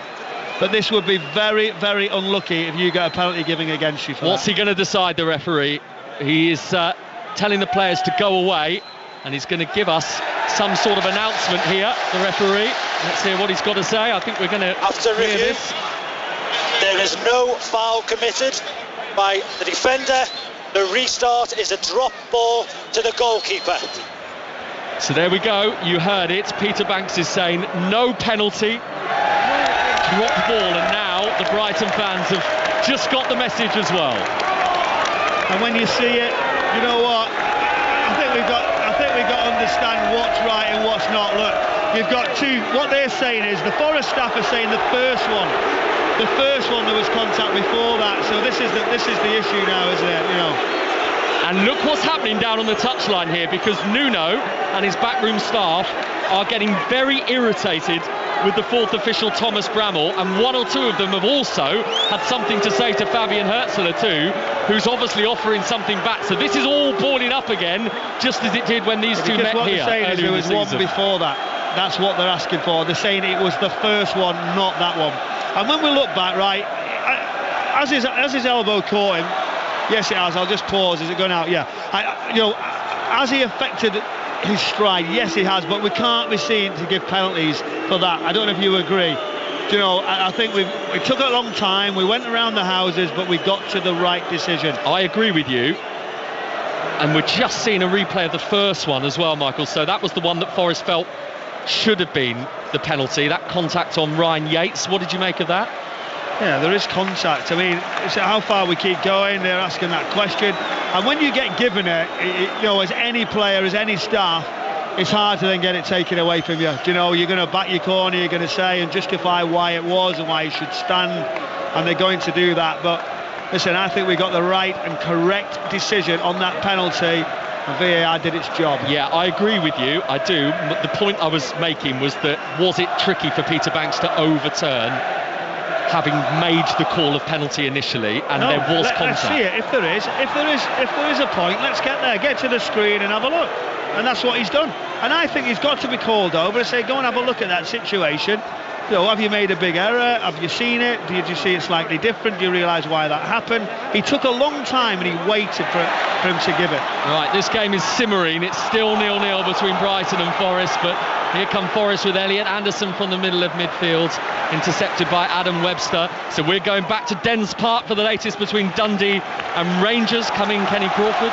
Yeah, this game's more than simmering now, because it's now Dundee 2, Rangers 2, and it's Cyril Dessers who's equalised in the 50th minute. The ball slid through to him by Hamza Egeman, his strike partner, and Dessers rounded the goalkeeper Trevor Carson. But just as I'm announcing that, the referee has called it back for an offside. It was being checked by VAR, and it looks like it's going to stay Dundee 2, Rangers 1, despite that Dessers goal, which is now being chalked off. So just to be clear, Dundee 2, Rangers 1. Cheers, Kenny. So drama in the north, drama in the south as well. 0-0 here between Brighton and Forest, but Brighton are going to make a change shortly, because João Pedro, their number 9, the Brazilian, is getting ready to come off the bench here. It looks like Simon Adingra might be coming on too, so it's going to be a double Brighton change, with Forest in possession in their left-back area with Nico Williams. Michael Brown. Yeah, they probably want to make a change, want to try and change the outcome, but seeing the referee. All through it goes for Dominguez, who'd pierced the Brighton backline there with one straight run from midfield, found by a long ball forwards, and he sort of flung a boot at it at the end of it all and didn't get any contact with it. He had a long time to wait and have a look at it. Great touch here now as Brighton come down this left hand side. They've got to give him the ball, they still haven't done it. Look, Matome's waiting. Here's Ayari. He's not the greatest pass for Believer, but Ayari's got it again. Now Ruter turning and facing up towards goal, giving it to Minte, who's in the box right hand side. He's poked it up towards the far post. Aina's header went back across his own 6-yard box. That was risky. Minte's going to keep it in play for Brighton. Far right wing, and he's spun away from his man, Yankuba Minte. He's inside the box, but he's not going to get away from number 2. He's overcooked it in the end, Yankuba Minte, and he's given away the foul as well on a very clever piece of defending from Elliot Anderson back there. Yeah, great block, getting your body in the way as you drift out, wait for that contact in the right position. You're always going to get a foul there as you just delay and just fall down to your knees under pressure. The changes are oncoming. Nuno Espirito Santo just getting very, very vocal at the front of the technical area. He understands now little 1% could win this. This is Alanga, that's bounced off his hand, I think, but the referee hasn't seen it, or if he has, he's just allowing Brighton to carry on here, because they've got the ball, albeit it's now back with goalkeeper Bruggen, who is lifted out towards Estupinian under pressure from Ola Aina. It goes over both of their heads. So it's out for a Forest throw near right-hand side. Here come the Brighton changes. So the first of them, Danny Welbeck. We're not going to see more cup heroics from him today after his goal against Newcastle in round 5. He is making way. He's giving the captain's armband over to Adam Webster on his way off as well. So João Pedro is coming on for him. He has been away on international duty with Brazil in recent days and has returned to England and has found out that his international manager has been sacked. Dorival Jr. dismissed over the last 48 hours, so he's on, and so is Simon Adingra as well, who, by the way, Michael, has only had 72 minutes of football since the start of 2025. Oh, he's got an opportunity to come on. Do you know what a talent João Pedro is to come on at the top of the pitch? It was a quiet moment, wasn't it, for Danny Welbeck? He's normally more involved in situations, and I think now managers are starting to roll the dice, having a little look, realise what's at stake. Good position there, Gibbs White. Yeah, Gibbs White running at Brighton's defence, trying to push it through. Alanga's going to reach it, but Bruggen spread himself well, the goalkeeper. It came off his knee, I think, at the end, because he was right at the feet of Anthony Alanga when the ball eventually came through and attacker and goalkeeper came together, and it's gone behind for a Forest corner. Yeah, great pass. He just looks. The weight is good. The run is good. He's got the pace, hasn't he, Alanga? He just tries to flick it with Bruggen's left leg into that far corner, but he just catches him. You see here now, Ruta. Yeah, Jorginho Ruta is sat down on the halfway line. Nobody's around him. Everyone else pretty much is inside the penalty area, down to our right-hand side, preparing for this Forest corner. Oh, he slips awkward. Did you see it there? Really, on the replay, he slips and twists very awkwardly. Let's hope he's okay. They're the ones at times when nobody's near you. Change the directions. We get another look. It gives White as he's scanning his weight and he's travelling quickly. Then that pass comes into Langa's pathway and just couldn't direct it into the far post. But really good now as we've got this delay. There's a bit of movement on the Brighton bench and could take a while. He's in a good moment, Anthony Alanga, isn't he, with his 2 goals against Ipswich before the international break. First time I think he'd ever got a brace in the Premier League. Do you know what? He's done great. Infectious, what a character. Likeable, wanting to do well, just humble. I really like him, and I hope he keeps continuing to get better and better. This side and this setup was suiting his development, wondering which way he was going to go, and now we really like what he's doing. He just has the confidence to go forward, but real concern is this delay.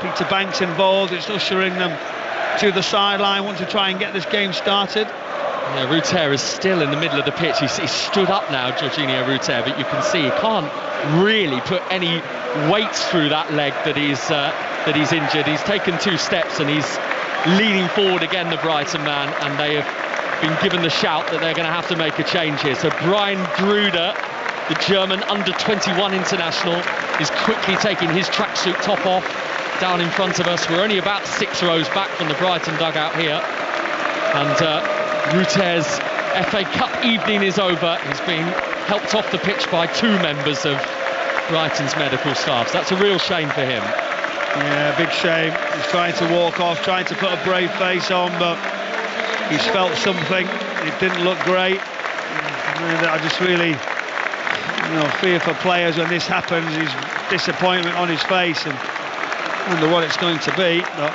yeah, the change comes. Away we go now. That set piece, that corner for Forest.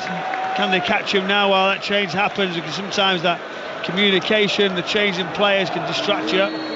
Right, finally the Forest corner can be taken at 0-0. Alanga's on it from the left side, deep towards the far post.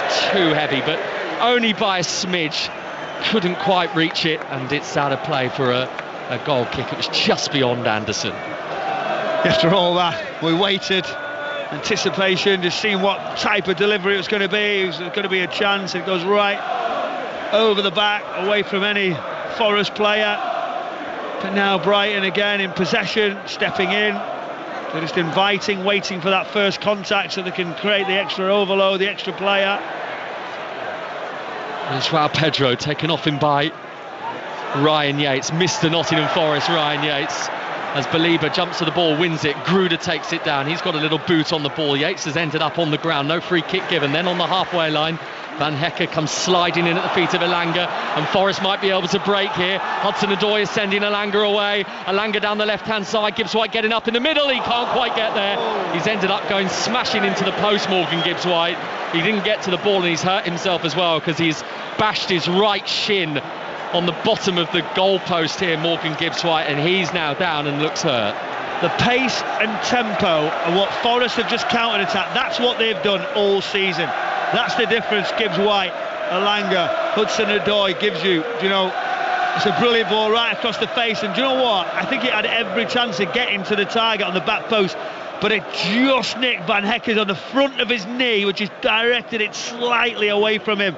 He dives, he gives everything, right, and crashing into the posts.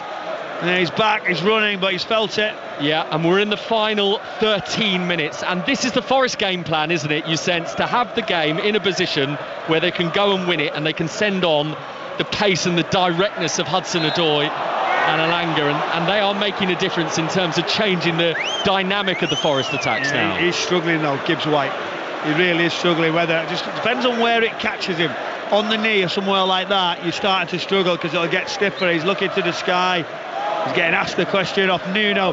It's brilliant, isn't it? Gibbs-White, Nuno at Wolves couldn't even look at each other, had no relationship, and look how football changes things. He's his main man, he's a talisman, he does everything for him, and what a player. And you know what, he's managed him really well since he's gone into Nottingham Forest, Nuno. And that is why, with Gibbs-White and so many around him, this Nottingham Forest team are having such a tremendous season. I was looking at the list of players that have performed so brilliantly for them this morning, Michael, and thinking, pick a player of the season from all of those for Forest. Here they come down the right-hand side at 0-0 Forest. They've got it with Elanga, couple of step-overs, getting away from Webster. He skipped round Webster, but actually he ran out of room and he ran the ball off the pitch. Goal kick. Well, he had to dodge the tackle, didn't he, straight away, and he sort of jumped around it, which was a tricky one, but then he stands on the ball slightly, and then it just goes out of the byline and away from him. But yeah, so who did you pick then for player of the year when you were looking? For Forest? Well, I mean, it's so tricky, isn't it? Because there are so many candidates. So would it be? Could it be Woods? Don't ask me. Well, I'm going to, because you've asked me. Would it be Woods? I think Hudson-Odoi, right, Elanga, Anderson, Gibbs-White, Milenkovic, Murillo, Sells. I mean, Aina. The whole team, brilliant, and the manager, brilliant. Why don't we give it as a team instead? It might well be. This is Brighton, seeing if they can puncture the Forest enthusiasm. This Brighton team, who have been in a couple of FA Cup semi-finals in recent years, something that Nottingham Forest haven't been able to do since they got to the final in 1991, as Gruder, who's just come off the bench, the German, the signing from Mainz, under pressure from a couple of Forest players, including Nico Williams, and it's bounced off Gruder's shin, and it's out for a Forest throw in their left-back area. And we're going to see more Brighton changes, or at least one Brighton change in a minute, because Diego Gomez is taking his tracksuit off. Who's one of the new arrivals in the Premier League, the £11 million signing from Major League Soccer side Inter Miami. So he's had a bit of recent experience playing alongside the likes of Lionel Messi and Luis Suarez and Sergio Busquets, amongst others. Brighton on the attack though, before that change is going to happen. At Brighton 0, Forest 0, but Forest have broken that up and walloped it upfield and given Elanga something to chase, but he's not going to reach it. It's out for a Brighton throw. Michael Brown. You know exactly, don't you? As soon as he puts it over the top of them. But now, Brighton, it's your turn now. You've got the ball. Can you swing the momentum? Here you go, wider positions now, 2v1s. There's a midfielder running in a higher position. Again, not tight enough. Just making it a little bit too easy for Forest. And now another change. And he's trying everything, isn't he? Herzler. So it's a Yari off and Gomez on. It's a straight swap in Brighton's midfield. We are into the final 10 minutes. 5:15 kick-off here. We got underway at 5:30 in that game between Dundee and Rangers, which sounds equally intriguing, Kenny. It's now Dundee 3, Rangers 1. The hosts have got a 2-goal cushion yet again, and it's Scott Tiffany's 6th goal of the season. Rangers dilly-dallying in defensive midfield, and Tiffany capitalising, running towards the box, and low right foot shot into the bottom left-hand corner. Dundee 3, Rangers 1. And Celtic's lead after their win over Hearts earlier today was already at 16 points at the top of the Scottish Premiership table. And there is a sense now, if there wasn't one pre-match, Michael Brown, that we might have extra time here. Yeah, we might have. There'll be a few people disappointed if we've booked dinner tonight, that's for certain, because it's getting a little bit worrying. Now you're saying that as if it's me, but it isn't me who's got dinner booked tonight. I know. I'm just saying some people will. It's Saturday night. Might be another man who's sat with us as part of our commentary team here. There's some lovely restaurants down in Brighton. Table booked in Brighton at 8 o'clock, I'm told. I wasn't naming names. No, well, I will, because I'm going to tell you a little story about John Southall, because earlier on today he's quite literally in the doghouse, because he's turned up at the game today and apparently he's taken both the dog leads in his car. So he had a very panicked call earlier from his wife asking where on earth the dog leads were. He got a short shrift response. He was going by another one, I think, from what I could make from the conversation. I would imagine he wouldn't need one with the control he would have in his pets. John has been on a leash himself for many, many years, I'm told. 8 minutes to go. Brighton 0, Nottingham Forest 0. That's a foul on Adingra by Ryan Yates, who doesn't look too pleased himself with the decision. There's a few ironic cheers from the Brighton supporters that they feel a decision from Peter Banks has gone their way. Yeah, it has, yeah. I've just got to get out the effect of trying to buy him a present of a dog lead, just in case. That's the. I'll buy him a couple if I need to concentrate on the game now. Here's Webster. Now Van Hecker, who has recently come into the Dutch national team. Gruder carrying it forward down the right-hand side. Hudson-Odoi's gone back there with him. They're inside Forest final third, Brighton here on that right flank. But it is still Brighton 0, Forest 0. The big talking point of this second half, a penalty that was given to Nottingham Forest and then was subsequently overturned by VAR. That's one that might be debated, I'm sure. Maybe tonight on 606 08085 909 693. Those phone lines are probably open for you now to give Natalie Pike and Robbie Savage a call tonight. 85058 if you want to drop a text to them. And we'll have 606 as soon as we're done here. But at the moment we're going to have a bit more football, because it is still goalless after Crystal Palace's win earlier today, which took them into the semi-finals. 3-0 win at Fulham. Preston Villa tomorrow live on 5 Live and on BBC One. As the ball is drifted out to the right wing for Forest. Too much on it for Ola Aina. Brighton throwers. Adingra trying to take it quickly, and he took it about 5 yards further up the pitch than where the ball went out. Can we play that or not? I tell you what, if I'm Yates there, I'm saying fantastic that he's thrown that. I'm right behind him, tight, the ball's bouncing. You've got to judge it a little bit. No, let's keep it going. Let's keep the cup side flowing. He wasn't really gaining advantage. He was under pressure straight away anyway. Yeah, Estupiñán's going to take this Brighton throw from the left wing. I noticed, Michael, it was 20 years ago this month since you played in a FA Cup quarter-final for Tottenham at Newcastle United. Do you remember that game?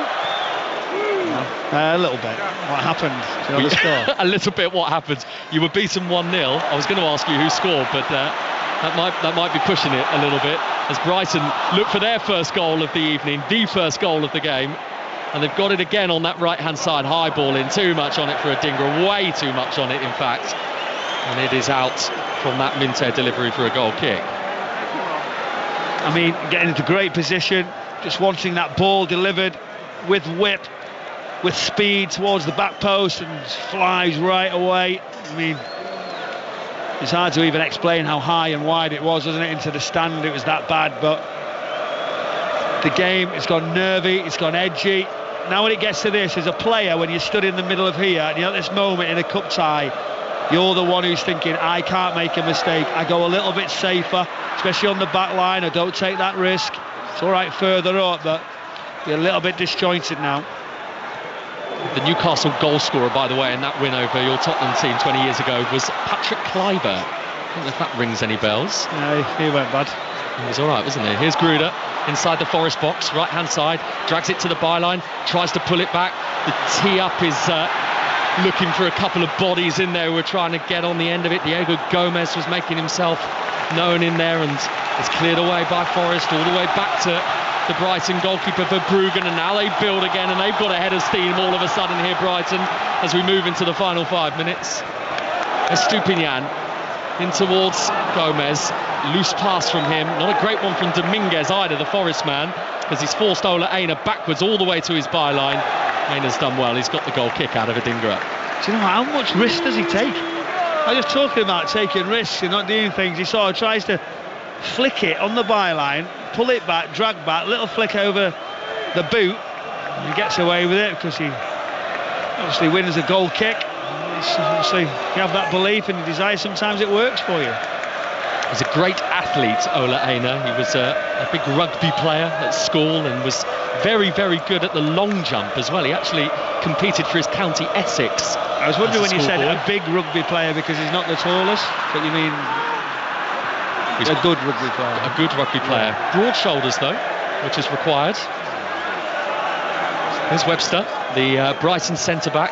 Himself is a very tall boy, the former Portsmouth defender. 149th game tonight for Brighton and Hove Albion. I tell you what, I'm waiting for the amount of messages that we're going to get when it does run into extra time situation. I think there'll be a few commentators wishing us well for the remainder, I'm sure.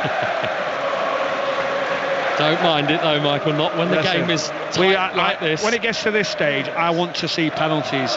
That's what I like to see. So you just skip extra time altogether, would you? Well, I just love the penalty situation. Here's Minte. Not if I was a player and you missed, that's the point. No, absolutely. And think about poor old Solly March in that FA Cup semi-final against Manchester United a couple of years ago, because he was the Brighton player that missed his crucial penalty. As Sells, under pressure, the Forest goalkeeper sends it upfield. That was by Dominguez, wasn't looking at the ball, barged into Estupinian, and he's actually been booked for dissent, something he said there to Peter Banks. Well done, referee. Someone shouted at you slightly, so you've got to give a yellow card. I mean, come on, it's the way he gives it as well, really aggressive. Yes, he has a little go at him, but let's play, let's get this cup tie flowing, let's see a really good ending to it. We're worried about stopping the game and someone having a goal. Let's keep these players going, let's try and see if we can get a winner. Well, they've got 2 minutes, these two teams, and stoppage time to try and do just that. And if there is to be a winner from either Brighton or Nottingham Forest, it is going to be met with mass celebrations by whoever gets there. Here's Van Hecker running forward from the halfway line with his bright blonde hair, the Brighton centre-back, and he gives it to Hinshelwood, and further to the right-hand side, Minte, and João Pedro's got it now. We haven't seen too much of him since he's come on the Brighton forward. Back on the right-hand side with Minte, into the feet of João Pedro again, who took too long. He showed too much of the ball to Murillo, who now powers away from it up towards the halfway line. João Pedro's gone with him. Murillo's seen him off with a change of direction, trying to play it infield for Gibbs White. Cut out well by Webster. Yeah, brilliant play, but now defenders are out of position. Here they go, Brighton. Yeah, Murillo's got to get back, and so have Forest here. It's Minte out to that right-hand side. João Pedro at the byline, trying a couple of tricks to wriggle his way past Nico Williams, who wasn't going to let that happen. And he drops the shoulder and gets Forest out of danger himself. Yeah, really comfortable. And now, again, just Forest circulate the ball, try to get out. There's anybody's there, it's there now, isn't it? Who will make that run? Who will try something different? Keep talking about that so much in cup ties, and when we get late drama, that's what we all like to see in the FA Cup. That's what we've seen over the years. Well, from 7-0 8 weeks ago to 0-0 as we go towards the 90-minute mark. But here's Elanga for Forest, edge of the box, right-footed shot, repelled by Belieber. We've got a boot over there, the Brighton midfielder, to block it. Now with the lean frame of Ryan Yates. Aina from the right-hand side, back with Yates again, 15 yards outside Brighton's penalty area. Aina, the Nigerian, just putting his foot on the ball and seeing what's around. Murillo, 15 yards inside Brighton's half, on for Hudson-Odoi. Oh dear, Gibbs White. It's most unlike him. He took his eye off the ball and it literally slipped underneath his studs. Brighton throw. That's brilliant watching Nuno's reaction. Literally turned around and said, has that really happened? As he just skims his foot across the turf, just in that technical area. Gibbs White, so reliable, but to let it slip under his foot. You've got something interesting to report. Oh, well, 8 minutes of stoppage time, so it's 8 minutes still to play in this game before the possibility of extra time and penalties. At Brighton 0, Forest 0, as Elliot Anderson marauds forward, has his heels tripped. It's a Forest free kick here, halfway inside Brighton's half, over on the left. Michael Brown. Yeah, such quick tempo. Elliot Anderson moving quickly. Is there a better ball? Maybe there is. Diego Gomez just gets something on it. He says it's not a foul, but the referee decides yet again to give it. And now deliveries, put it into the area. Yates goes across to those Forest supporters, says, come on, get behind us, give us something. Just make sure you put it in a position to make your opposition defend. You can hear those large chants of come on you Reds emanating out from the Nottingham Forest supporters behind Verbruggen's goal, the goal that Forest are shooting towards in this second half. They're the ones with the free kick here from the left-hand side. It's a short one. Gibbs White delivers it, and Murillo's in there, and he hit the ball into the ground, and it bounced up into the grasp of Verbruggen, who has quickly distributed that ball upfield looking for Gruder. Ainer's underneath it, and he's clobbered it back the other way for Forest. Has he? That was a great delivery. The sort of it's like a little move of the ball, and then the ball waits, you travel in, and then right around that back post, and just didn't get the contact into the ground. But so quite quickly Verbruggen tries to get João Pedro away, but he sort of, as he goes to strike it, it goes into the sky. He's got to be better. Great play there, middle of the pitch. Yeah, Baliba just seeing Alanga out of it, and he's got it back here. Baliba in for Adingra trying to shift it out of his feet. I wonder if there was one more pass on there for Adingra, because João Pedro was waiting for it. Brighton have ended up giving away the free kick here. It's an easier foul, isn't it? It's a foul all day long that we're looking at, yet all the supporters saying it's not a foul. Do you know what it's like?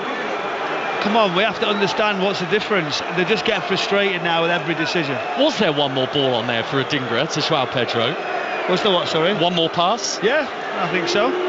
But again, that's a dangerous challenge there. Adingra, where he comes across, he sort of catches the ball slightly up to the leg, and I think straight away that's what Peter Banks sees as a bit of danger. No more, free kick. So how many minutes into stoppage time are we? 2.5. 8 minutes in total have been indicated. Forest have got the ball 20 yards outside Brighton's box. Anderson tries to force it forward. It's come back to the feet of the former Newcastle man.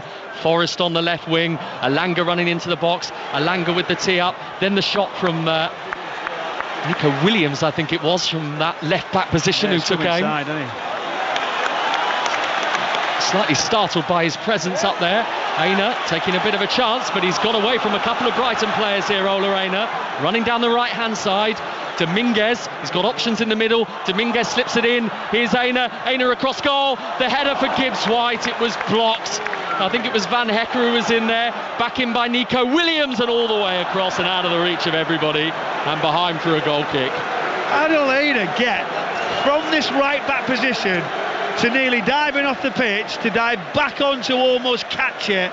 He was under all sorts of pressure right at the end of this game. He takes it inside, deflects up, gets away, carries on. I mean, unbelievable that he had the audacity to try it and then to come out the other side and then to continue. Really good play. They deserved a little bit more. Brighton 0, Forest 0. Straight to Dens Park. Kenny Crawford. 76 minutes gone. Dundee 3, Rangers 2. Now this remarkable game continues to astound. It's James Tavernier this time, thumping in from 20 yards into the bottom right hand corner. His 130th goal in a decade at Rangers. Dundee 3, Rangers 2. Cracking game. Thanks very much, Kenny. Brighton have got a player down here, Adam Webster. Look at Aina here. He's literally on the floor, isn't he? He can't move. He's just ran all that way and then dived back onto the pitch. Yeah, but another injury concern. Yeah, so he's down feeling a bit fatigued at the moment. Webster's needing a bit of treatment. So let me just tell you what else has happened today if you've missed it. Celtic winners against Hearts earlier in the Scottish Premiership. That's why that Dundee Rangers scoreline is of great interest, with Celtic streaking away at the top of the table. In the Championship, Leeds dropped points against Swansea in stoppage time. Burnley won. Sheffield United obviously won last night, so Sheffield United leading the way on 83 points. Leeds and Burnley 2 points behind them. There were wins at the bottom for Luton, for Portsmouth, for Stoke. In League One, all of the top three won. Birmingham City, Wrexham and Wycombe. and the leaders Walsall in League 2 were held at home by AFC Wimbledon. You can get all the scores and look at all the latest league tables right now on the BBC Sport website. We're not back underway here because Adam Webster's treatment is continuing, and there looks like there's a problem with the hamstring perhaps of the left leg. Yeah, I see the hamstring, the base, or whether he just tested his knee when his goes even further up. Actually the base of his hamstring, maybe a little bit of cramp, a little bit of fatigue.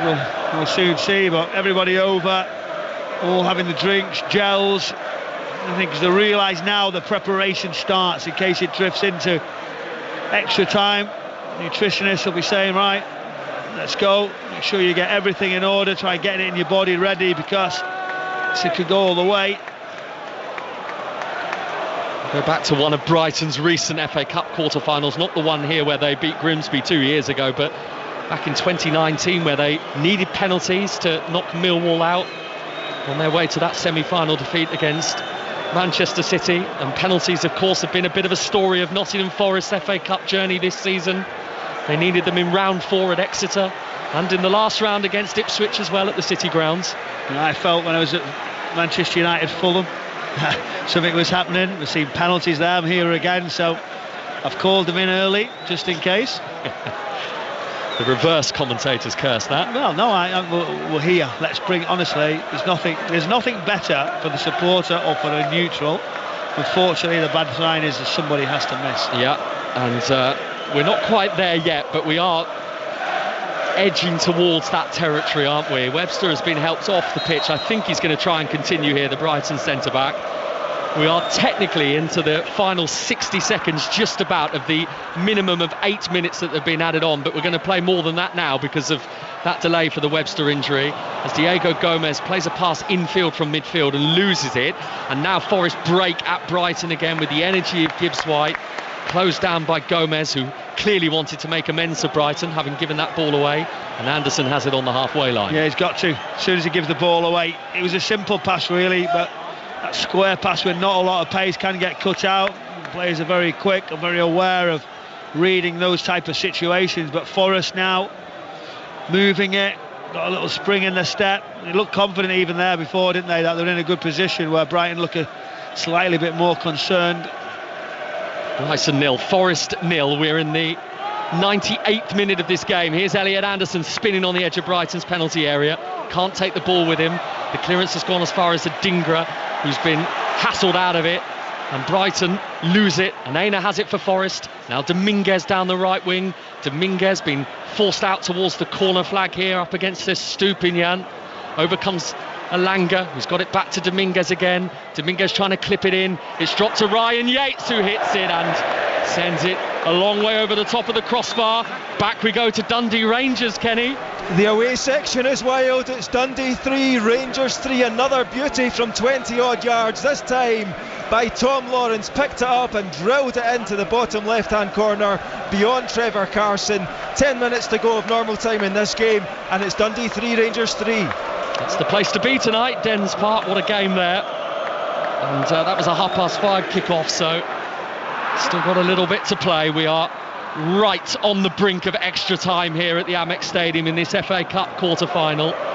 Brighton 0, Nottingham Forest 0. It's not been a game, Michael Brown, that's been full of big chances, but we have that talking point, don't we, with the Forest penalty that was overturned in the second half. That will be talked about, won't it, because he's gone and overturned it. It's a late challenge there, we've just seen, but now the game goes on. Forest get the throw halfway inside Brighton's half on the left, and we're in the 100th minute of this game now, and Forest look the more likely, at least in this little period of play. If there is going to be a winner, it's going to be them.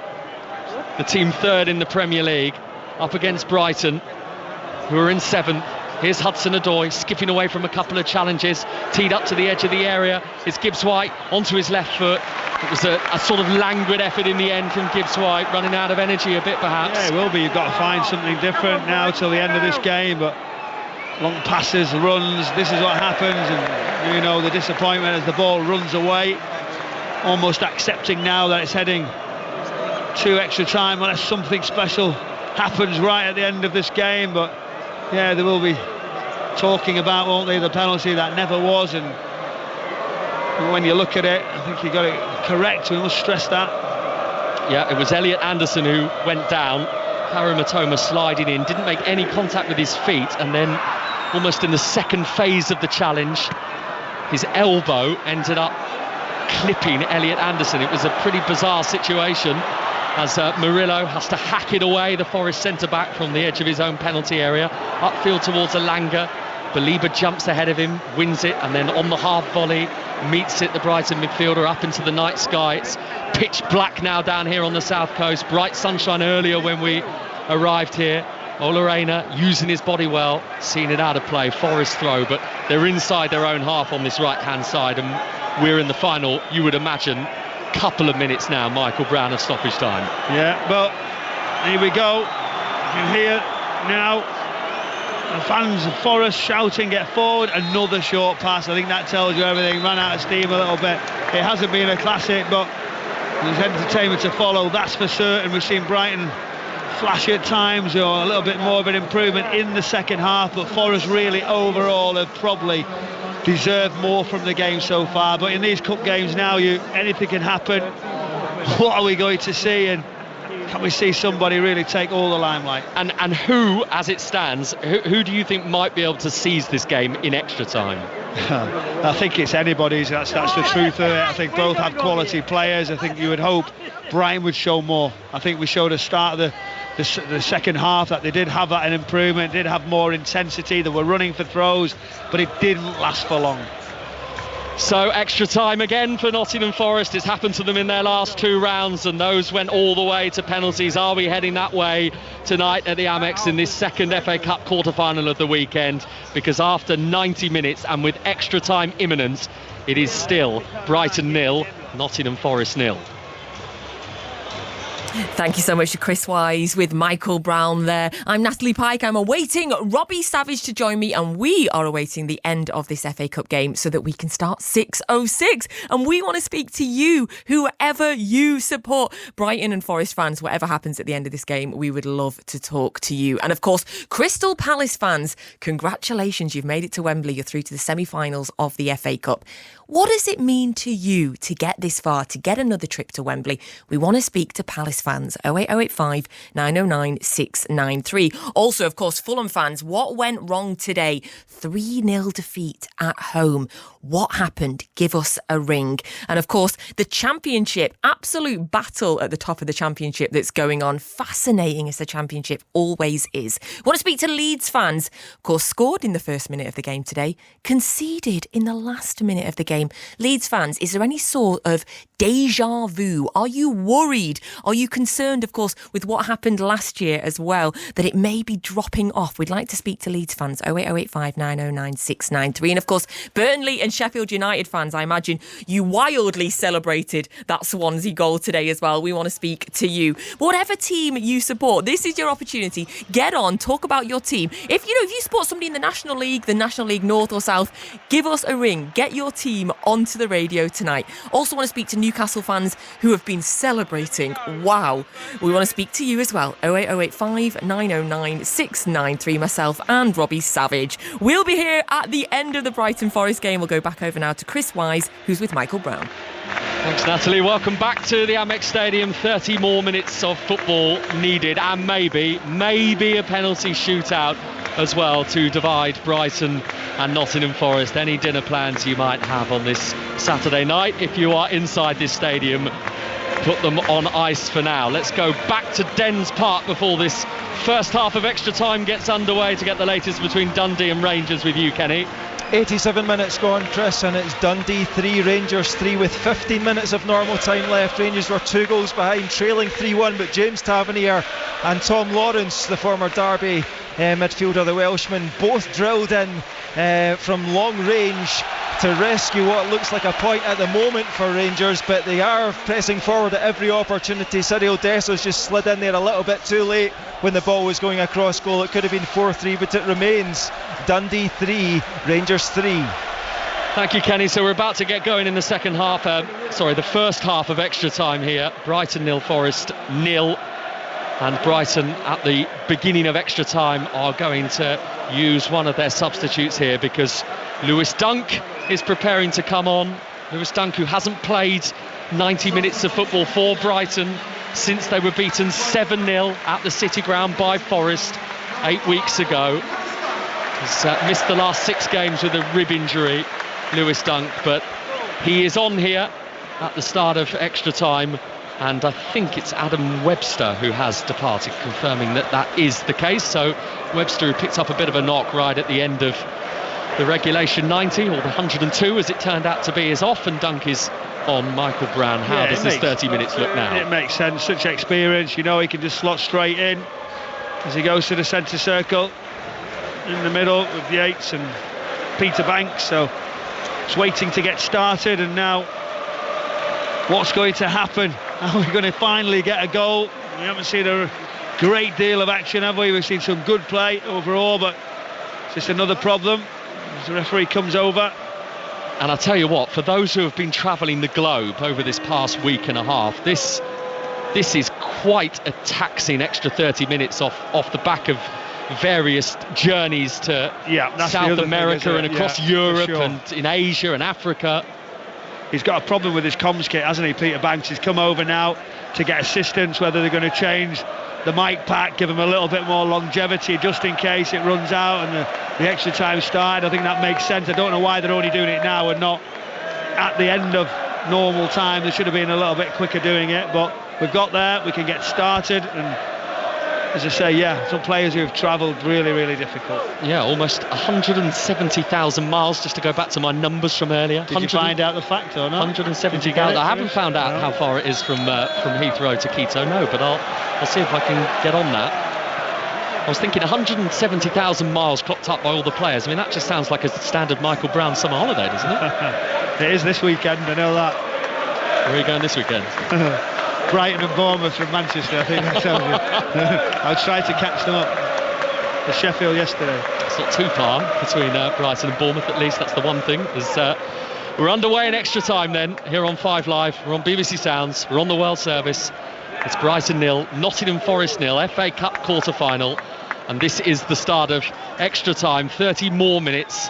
And then penalties if these two Premier League teams still cannot be divided. But here is Elanga, immediately Forest trying to get on the front foot at the start of this first period of extra time. He's prodded it off to the right hand side for Ola Reina, a couple of step overs from him, and then on the halfway line is Yates, and the deflected ball out of play, and it's a Forest throw. Yeah, he just tries to play it around the corner, and now a throw in, some sort of chance, but they started a little bit slow.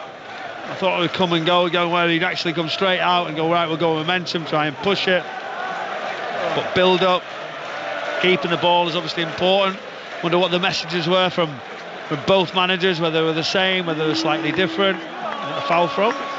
It's close to being one, wasn't it, from Ola Reina, but not been given by referee Peter Banks. And Forest are going to have another one, albeit about 10 yards further back than that initial one from their fullback. Fabian Herzl is just down in front of us with his arms outstretched. I noticed he's got the gloves on tonight as well, Fabian Herzl. It doesn't feel like a glove night to me, does it to you? He doesn't feel like a glove man, you know. I was thinking, does he need him? I don't think he does, to be honest. I've got an answer to your Heathrow to Quito question, by the way. And by the way, bear in mind that earlier you asked me, and on the spot I said 6,000 miles. The answer is 5,713. Yeah, I fancied it to start with a 5, to be honest. Yeah, but you didn't tell me where the comma was in all of that. Yeah, you did well. Right, Brighton throw. Hinshelwood with it, who has been on international duty with England's under-21s, Jack Hinshelwood. I noticed Fabian Herzl is saying that he was going to give Thomas Tuchel a ring to give him some advice on Jack Hinshelwood. So clearly he thinks that he is imminent for a senior call-up, which was quite interesting. Van Hecker giving it across to Lewis Dunk, the Brighton change at half-time in that centre-back position. And he takes it back and gives it across his back line to Van Hecker. He does FaceTime, I believe, not necessarily the call, so it might be yeah, that is true. Yeah, he's a modern manager, Thomas Tuchel. Here's Gruder for Brighton, outside of the boot. Bit lucky the ball bounced back to him off Milinkovic, and then it's pushed through, and here's Gomez chopping it onto his right foot. Couldn't sort his feet out quick enough, and sliding in Milinkovic to get it away, the Forest defender. And we're heading straight to Dens Park because there's been yet another goal, Kenny Crawford. Unbelievable. We're in the 3rd minute of added time, and Cyril Dessers has given Rangers a 4-3 lead against Dundee. The ball was flighted through. It was flicked on by the Dundee defender, trying to flick it back to Trevor Carson, the goalkeeper, but Dessers nicked in and just got the slightest of touches to push it by Carson, and it trundled into the net painstakingly for Dundee, joyously for Rangers. They were behind the goal that the ball went into. It looks like Rangers, after being so far behind in this game in a couple of stages, are going to win this by 4-3. 2 minutes of added time left to play. Dundee 3, Rangers 4. Sounds tremendous. So Celtic's lead that was 16 is going to go back to 13 points at the top of the Scottish Premiership table if that scoreline stays the same, but who knows, given the way that game has played out at Dens Park. Forest are going to make a change shortly. You see Jota Silva's taking his top off. He's having some instructions as Joao Pedro comes and collects it, the Brighton number 9. He's got really flexible frame, Joao Pedro. He seems to be able to bend to almost improbable angles, but Brighton have lost it, and Forest break on them. Gibbs-White spreading it to the left-hand side. Hudson-Odoi, he's now in the box. He's got 3 Brighton players around him. He's got it to Dominguez on the edge of the area. Dominguez has slipped. It's cleared away as far as Yates. Yates, low ball to the right-hand side. Gibbs-White coming back in on his right foot, gives it to Aina. Aina's cross, it took a deflection on its way through, and it's going to go out all the way on the other side for a Forest throw, this near left, and that Forest change is going to happen now. I think Michael Brown before the Forest throw is going to be taken, so it is Nicolas Dominguez who is coming off here for Jota Silva, who got the last of Forest's 7 goals against Brighton in that game at the start of February. Yeah, he'll be coming on thinking I would like to get anywhere near the goal, but again, good work.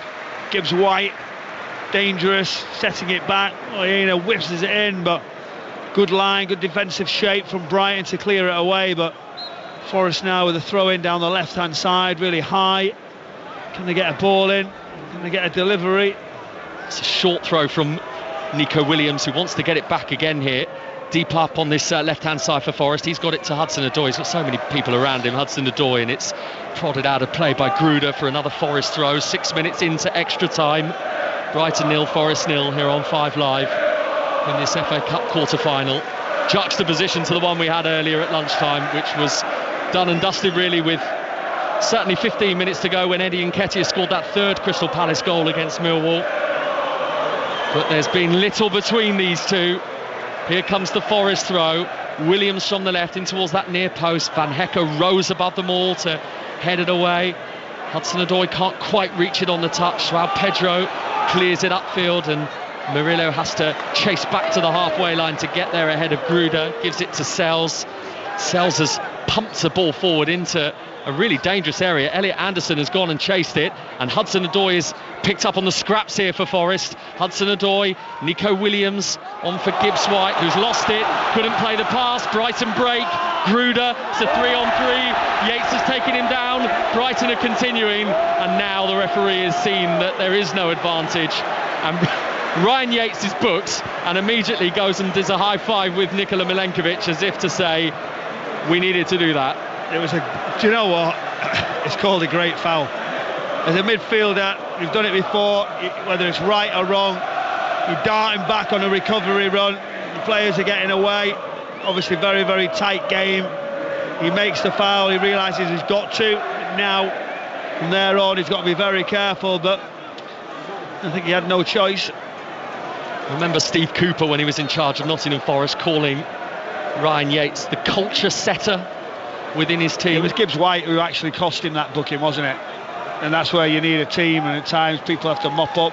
You really want to do that. Brighton going from left to right. Gruder on the edge of the penalty area, getting it onto his left foot, into the box. The shot from Gomez was blocked, picked up by Estupinian, poked into the wide left area, crossed in towards Minte. It's not going to reach him. It's ended up on the top of Matt Sells' net. Goal kick, Nottingham Forest 0-0. Yeah, it just wasn't going to drop. They actually circulated on the edge. We got a snapshot really quickly, blocked, and then was that ball in as it just drifted far post, and they had momentum, they had men over, but it just dropped right on top of the net. And from there on now, Forest come out and go from back to front very quickly. And still across the whole of this game, only one shot on target from Brighton tonight, compared to the 5 of Nottingham Forest, as Ola Aina, the Forest right back, goes all the way back to Matt Sells.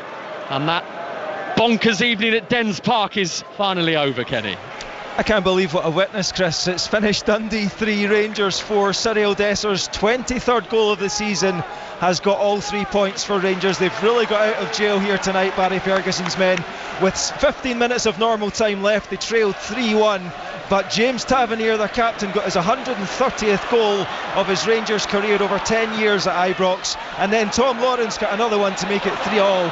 And then Cyril Dessers in the 93rd minute just touched it through the side of Trevor Carson, and it trundled into the back of the net. So it means that the gap at the top is 13 points between Rangers and Celtic, with 21 available. So Celtic can't seal the title next weekend. Full time, Dundee 3, Rangers 4.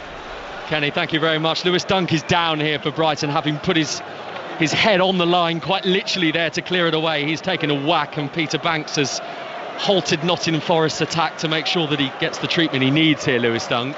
Yeah, rightly so. There was a clash. It was very, very dangerous. He goes down, head on head. Skriniar just coming across, and it's his own man as well, isn't it? Yeah, referee on top of it quickly. He didn't look anywhere else, straight to the danger. It's exactly what we need. He's seen it early, which is right to guess, but from there on, we just see Nico Williams, brilliant inside turn, that left back area, drove into position, and he played this pass. It looked like it wasn't going to get there in behind Van Hekken, but Alanga, so quick, just caught him off guard and got into the other side and almost had a bit of joy, but really quick. 0-0 between Brighton and Nottingham Forest. The teams, by the way, with Brighton going from left to right in this first half of extra time: Verbruggen in goal, Hinshelwood, Van Hekken, Duncan, Estupinian, and then Gomez, Baliba, Minte and Adingra in the wide areas, Gruder in the hole, João Pedro through the middle. The Forest, who have made fewer changes, as Gruder can't reach the pass that was directed to him from Van Hekken, the centre half, into that right wing area. Forest have got Sells in goal, Aina, Milenkovic, Murillo and Williams, so that defence is unchanged. And then Yates and Anderson in midfield, with Jota Silva, Alanga, Hudson-Odoi making up the Forest 11. But it's tense, it really is tense. It's an FA Cup quarter-final with the prospect of playing at Wembley, and that is not something, in recent years at least, that has certainly not come Forest's way too many times. Brighton have had that semi-final experience, those 2 defeats to the 2 Manchester clubs, Manchester City and Manchester United, but the big picture is that a lot of the big boys have gone, Michael Brown, and these two will be thinking this is a massive chance to get to an FA Cup final. Everyone's thinking that, not just to get there, to win it. I think that's the point. João Pedro trying to weave his way towards Forest's defence, the Brighton Brazilian striker. Estupinian laying it off.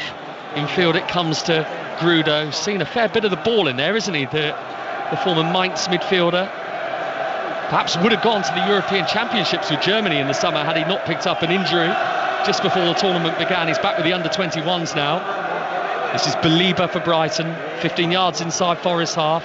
Carrying it forward is Gomez. Gomez trying to pop it in the gap. Baliba's got onto the rebound, and Baliba on the volley and sent it out of play. Forest goal kick, Brighton 0, Forest 0.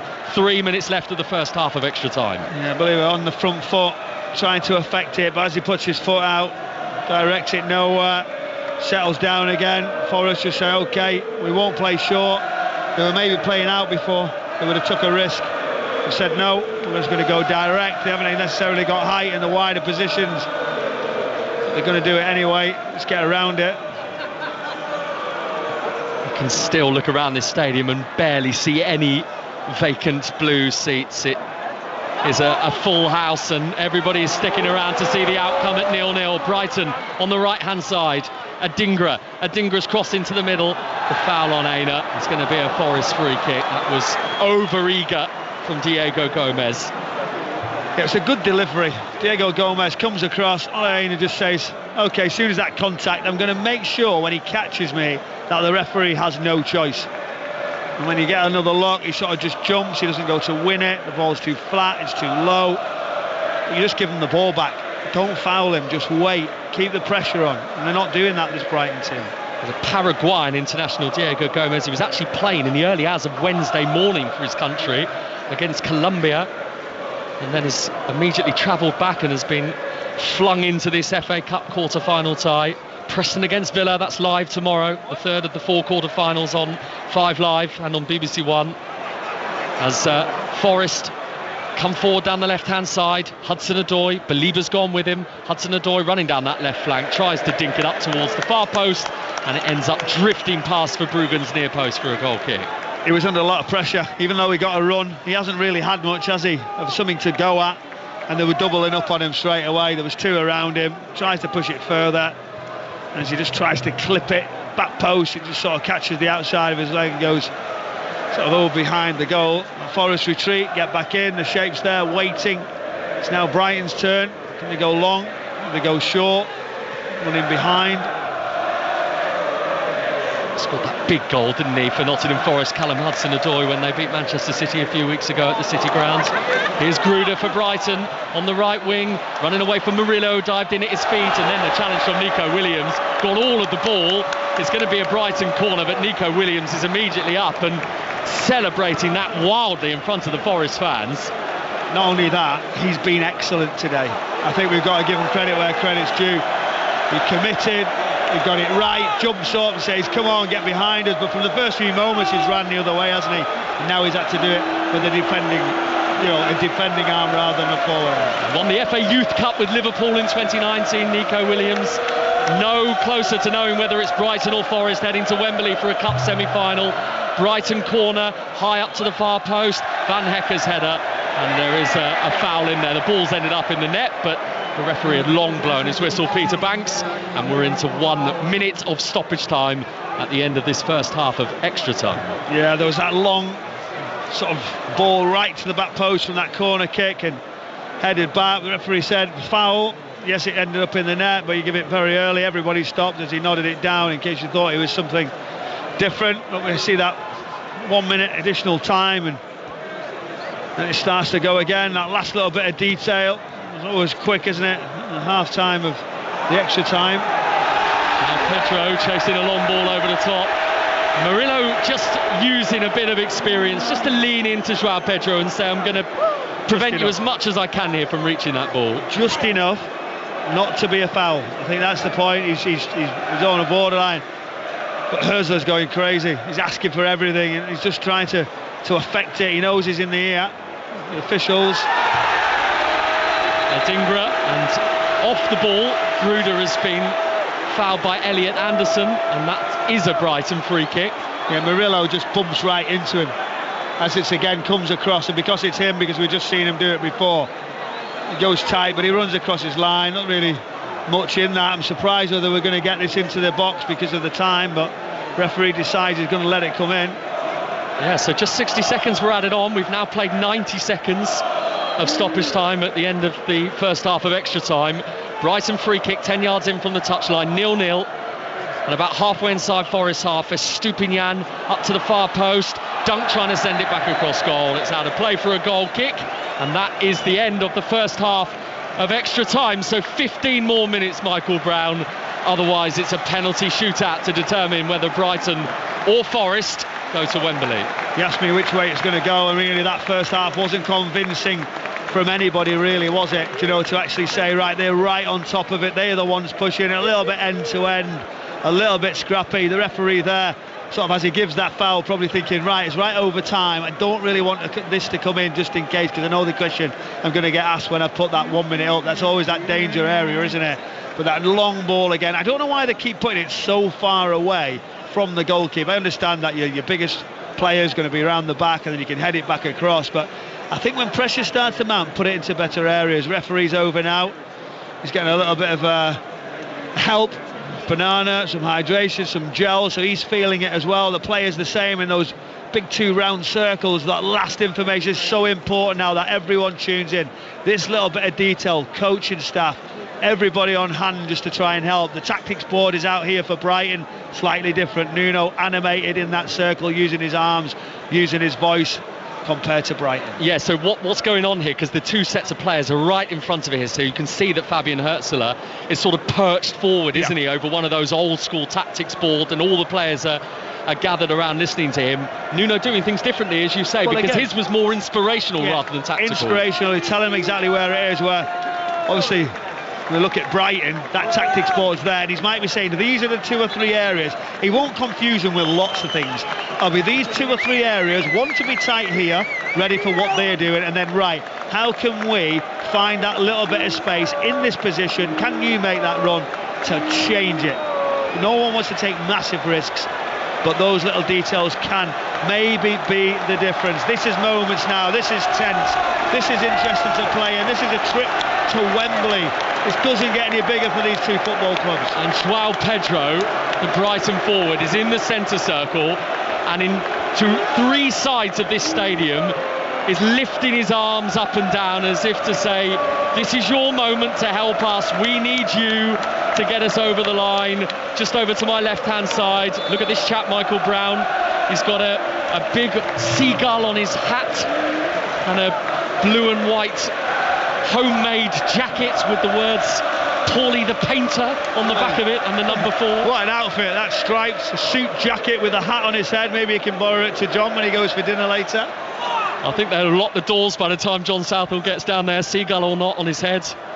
Forest still 0-0 at Brighton. We're at the start of the second half as Nico Williams, the Forest left back, heads it away. Minte collects it for Brighton on that right wing, and it's back in field just to see if Brighton can pick a hole in this Forest defence. Van Hecker from centre half is trying to start it. João Pedro's got it, he's lifted it into the box, it's hit Ryan Yates on the torso. Brighton have got it again with Adingra, and now eventually it is delivered, and Murillo, who was almost on the ground when he headed that away, does diving header it away from inside his own penalty area, and it's all the way up the other end with Verbruggen. Brighton now, they've had their turn at the start of this second period. He just steps forward. Still feel the wider positions are key for Brighton that they haven't used to great extent. There's that big diagonal. Lewis Dunk finding the pass, it's beautiful. It's Adingra, one touch, then his cross. Oh, Gomez was there, and he slipped as he was about to make impact with it, and he ended up sending the ball spiralling up into the sky rather than towards Matsel's goal. Well, it's a wonderful strike, wonderful ball in. He's going to get caught. Here goes Minte again for Brighton, who've got a bit more energy at the start of this second half of extra time, and then Gomez gives the foul away, which Yates tries to move quickly. He's given it straight to Belieber, Ryan Yates. Belieber then pushes it wide to Gomez. Brighton have still got a man down on the floor here as Gomez ends up possibly being accidentally stood on there by Jota Silva, because he's now rolling around holding his ankle, and they are all over this pitch feeling fatigue now. Yeah, just getting another look, that ball in right into that corridor. It was Gomez just coming to slice it in right-footed. He's sort of falling to the floor. This is just checking in front of him. Yeah, he's desperately trying to defend, but I think he's got to get there, you know. He's got to get some sort of contact to miss it pretty much altogether as it deflects away from. He'd be so disappointed he doesn't get better contact. There's at least one Brighton player who is needing one of those classic stretch outs, I think, because Minte has got the cramp and it is setting in fast here. You didn't really get much sympathy when you got cramp when I was around. Let's go, keep going, find a way, find a solution. I would have pulled him up 5 minutes ago because it suits Forest. Honestly, as soon as the home side get that lift, the crowd behind him, it just slows down again. Minte can barely walk. Minte looks like he's got cramp on a Sunday League pitch. It's that sort of reaction to getting cramp. Under most normal circumstances, if this was a Sunday morning, he'd be off the pitch, he'd go and get into his car and he'd try and drive home from here. He looks absolutely spent. No, he's got to carry on. He's got to try and keep moving as Brighton do move with Gruder to the byline. There's Gomez! Oh, what a stop, Sales! Brilliant save from the Forest goalkeeper. Stretched out, got fingertips to it and flicks it over the top of the crossbar. That's a world-class save from Matt Sells. Oh, it's a brilliant save and header. He's got to wait, he's got to hang, and it's that reverse arm that comes across just as it's going. flicks it over. Now the momentum's with Brighton. Still Brighton 0, Forest 0, but listen to the Amex. They're believing here. Estupinian with the corner from the right-hand side. Sells comes and Sells claims, and then Van Hecke barges into him just as Sells was about to distribute.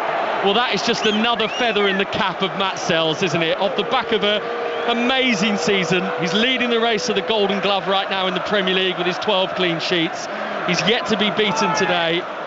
He's pushing Thibaut Courtois, who's come back into the Belgium setup recently for that number 1 spot as well for his country.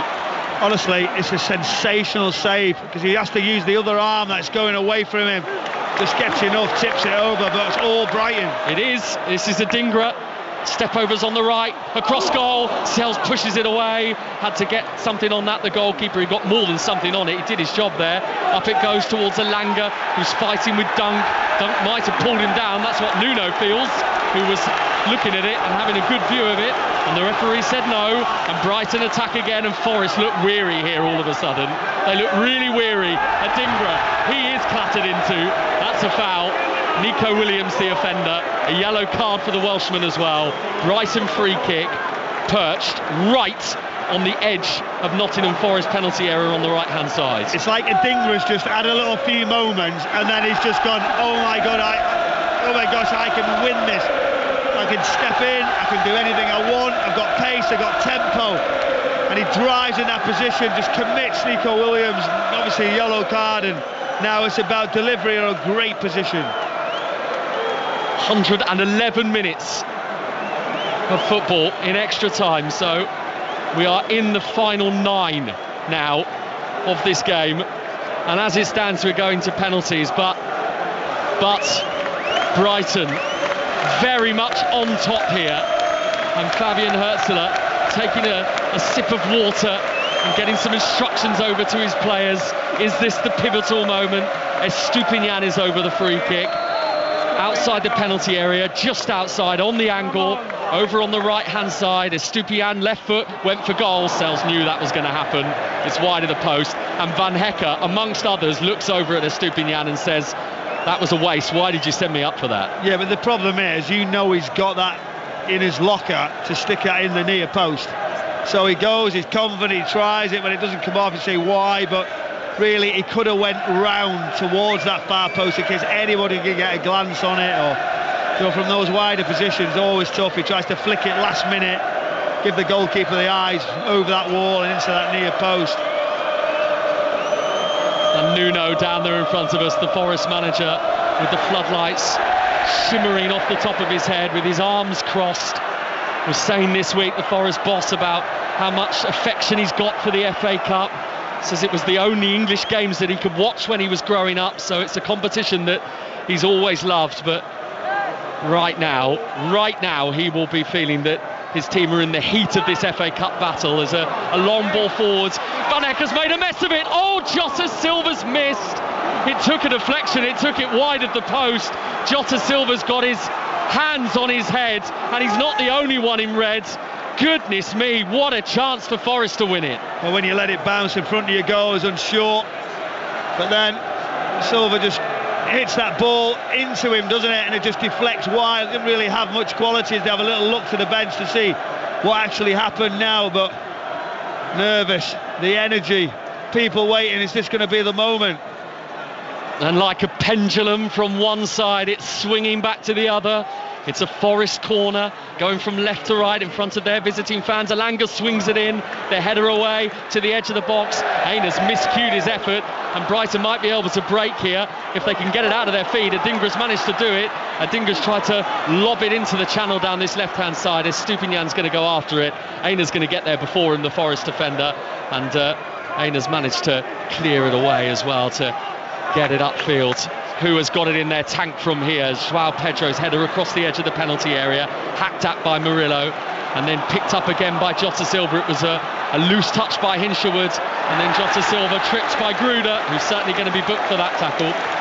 Yeah, he is, but he won't mind. It's just in that area where he's got no choices. It's running away. We've talked about that earlier, but big moments now, end to end. An interesting choice here from Nuno. what he's going to do, whether he's going to actually say, right, we're going to stay in it, we're going to go and try and take the route with penalties. Well, they've got the record on their side, haven't they? At least this season in the FA Cup in penalties. Exeter City and Ipswich Town will testify to that. As Dunk collects the ball inside his own box, gives it back to his goalkeeper Verbruggen, whose clearance upfield into the right channel is won in the air by Nico Williams for Forest, and then again by Morgan Gibbs-White. It's dropped to Hinshelwood, who volleys it up towards João Pedro, who's pulled over on the halfway line. He's got a free kick, and he's suggesting that he was stood on. Maybe his hand was stood on after the ball had gone from Milinkovic. I think Ryan Yates also as well just pulls him round, and then as soon as he makes a foul now, because he's had a yellow card, they're asking for more, but he's never going to do more than that. He's just got to be careful. I'm sure Ryan Yates is the sort of player, having been around the block and then some, that he can keep himself on the right side of the line. Here's João Pedro. Oh, that's a Brighton free kick. João Pedro has been pulled to the ground there, and that was Murillo who got too close, too tight to him, and now he's scratching his face in disbelief, the Forest defender, because he's given Brighton a very presentable set-piece chance here. Yeah, he has, and there's nothing really to say about whether he's fouled him, whether he's committed, whether they're coming together with the legs, but there wasn't much. Big moment now. That's a nicer range. It's a little bit further in than the last one, which was on the corner of that 18-yard sort of area. It's come inside. We just see now Sells is lining that wall up, getting everybody in the right position. Does he feel like he's going to flick it over that area again? Nuno walking around, head to the ground, wondering what's going to happen. It's too late now for the bench to give any detail. All the information and organisation should already be done. Well, it isn't from a too dissimilar position that Pervis Estupiñán scored from 2 weeks ago for Brighton at the Etihad. That's probably why he whipped the last one late. Do you know, it's now, what does he do? Goalkeeper's stuck here now. He's got someone lying behind the wall, so it's maybe going to jump. So it's 5 yards outside the box. Brighton free kick, 0-0. Gomez is over it as well, but Estupiñán looks the more likely with his left foot. So who is it going to be, and is it going to be the big moment? Estupiñán over the wall, off the top of the wall, and behind. It's going to be a Brighton corner. Aina can't keep it in play, so Brighton with another set piece of a different variety here to try and break through. Yeah, that's it. Now, they take the time. They thought they were going to put it in quickly. All the Forest, one in the front post, all around the zone, or one middle area, all Aina, and then you got Alanga just trying to butt anybody right on the penalty spot. Can you take a run? If I'm Brighton, you've got to take a run at this, get in between them. Estupiñán with the corner, 3 minutes of extra time to play, 0-0. It's not a good one from Estupiñán. It doesn't really clear the first man, and it's away from Forest as far as Adingra, into the feet of João Pedro. Brighton keeping it short and going back to the halfway line for Baliba. On for Van Hecker. That corner irritated you, didn't it, How Michael poor Brown? was it? Do you know, all of those people, the last moment, just even clip it for them to go at. Here come Brighton from the right-hand side. They've had much the better of this second half of extra time here, the Seagulls. But are they going to get a victory to send themselves to another FA Cup semi-final? Baliba, 15 yards outside the box. Estupiñán at the far post, it's in! João Pedro scores! And Brighton steal it at the end. But do they? Because the flag has been raised and the Brighton celebrations are cut short for an offside decision. Well, it's that deep cross right onto that far post. Goalkeeper waits, anticipates whether it to come or not. Is it tight? It certainly looks like he's in an offside position. Good ball in, heads it across.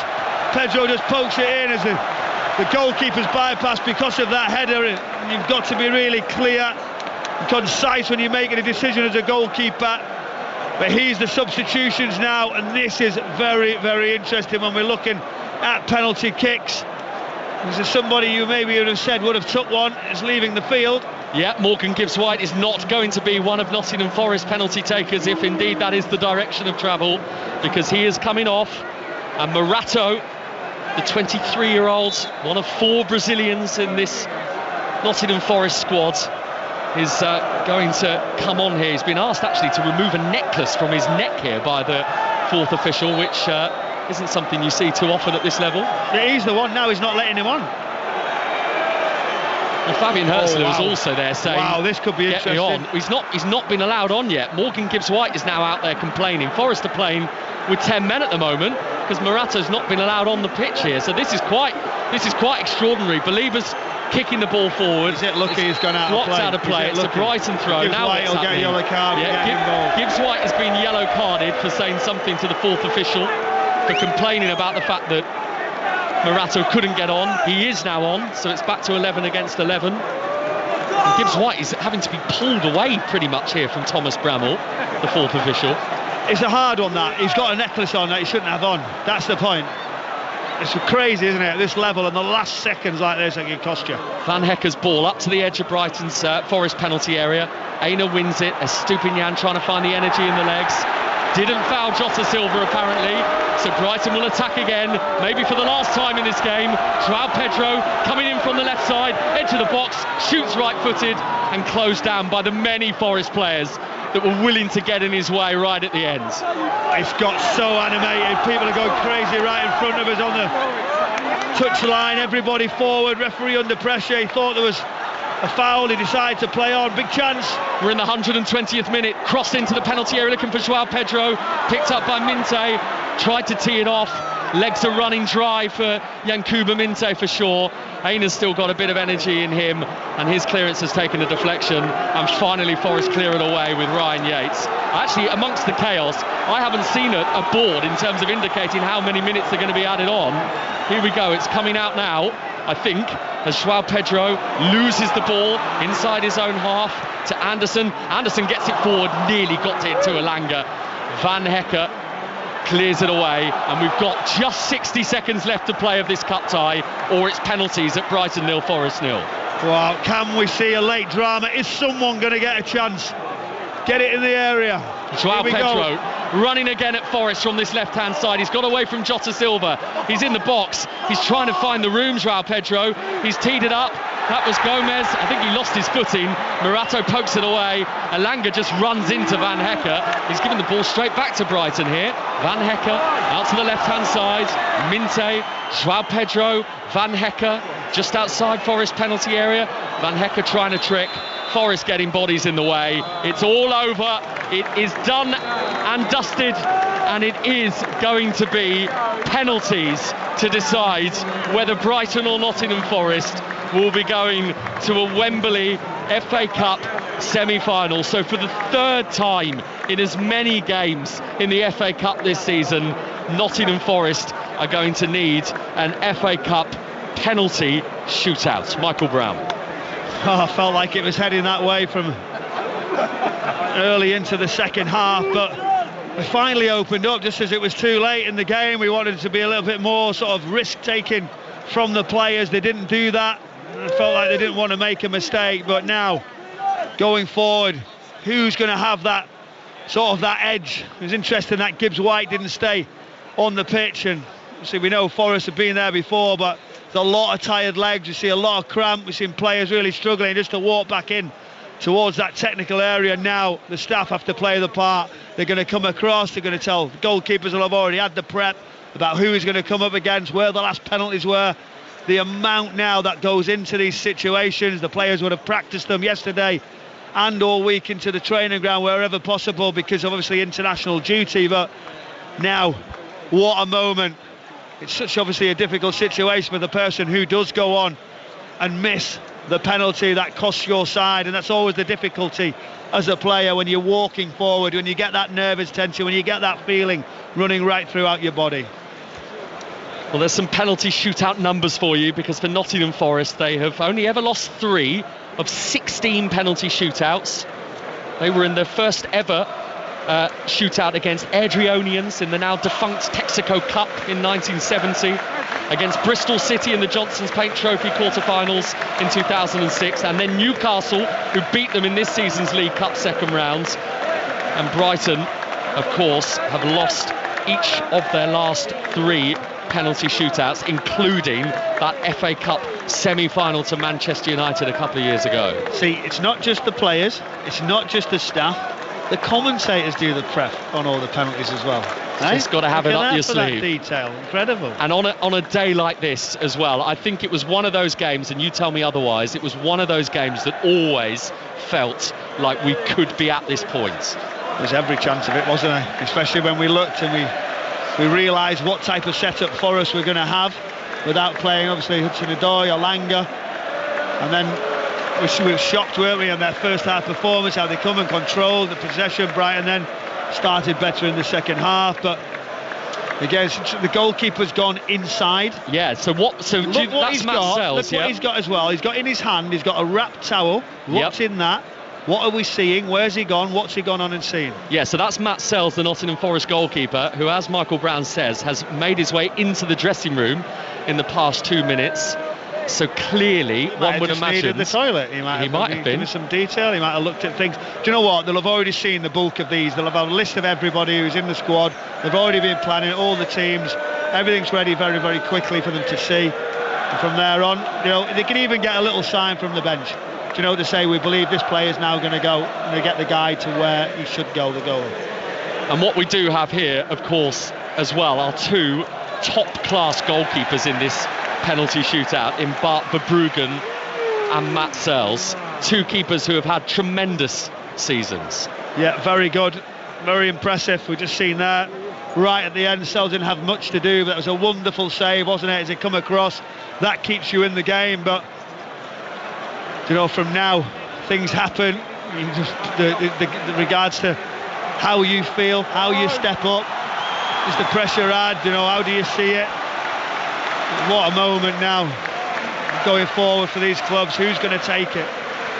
6:06 to follow tonight on 5 Live. 08085 909 693. You can get your calls in right now with Natalie and Robbie tonight, and I'm sure whichever way this game goes, if you're a Brighton or a Nottingham Forest fan, you will have plenty to say to them. Maybe you're a Crystal Palace supporter who hasn't had to deal with these sort of nerves today in terms of a penalty shootout, because that is the situation we find ourselves in at the Amex Stadium.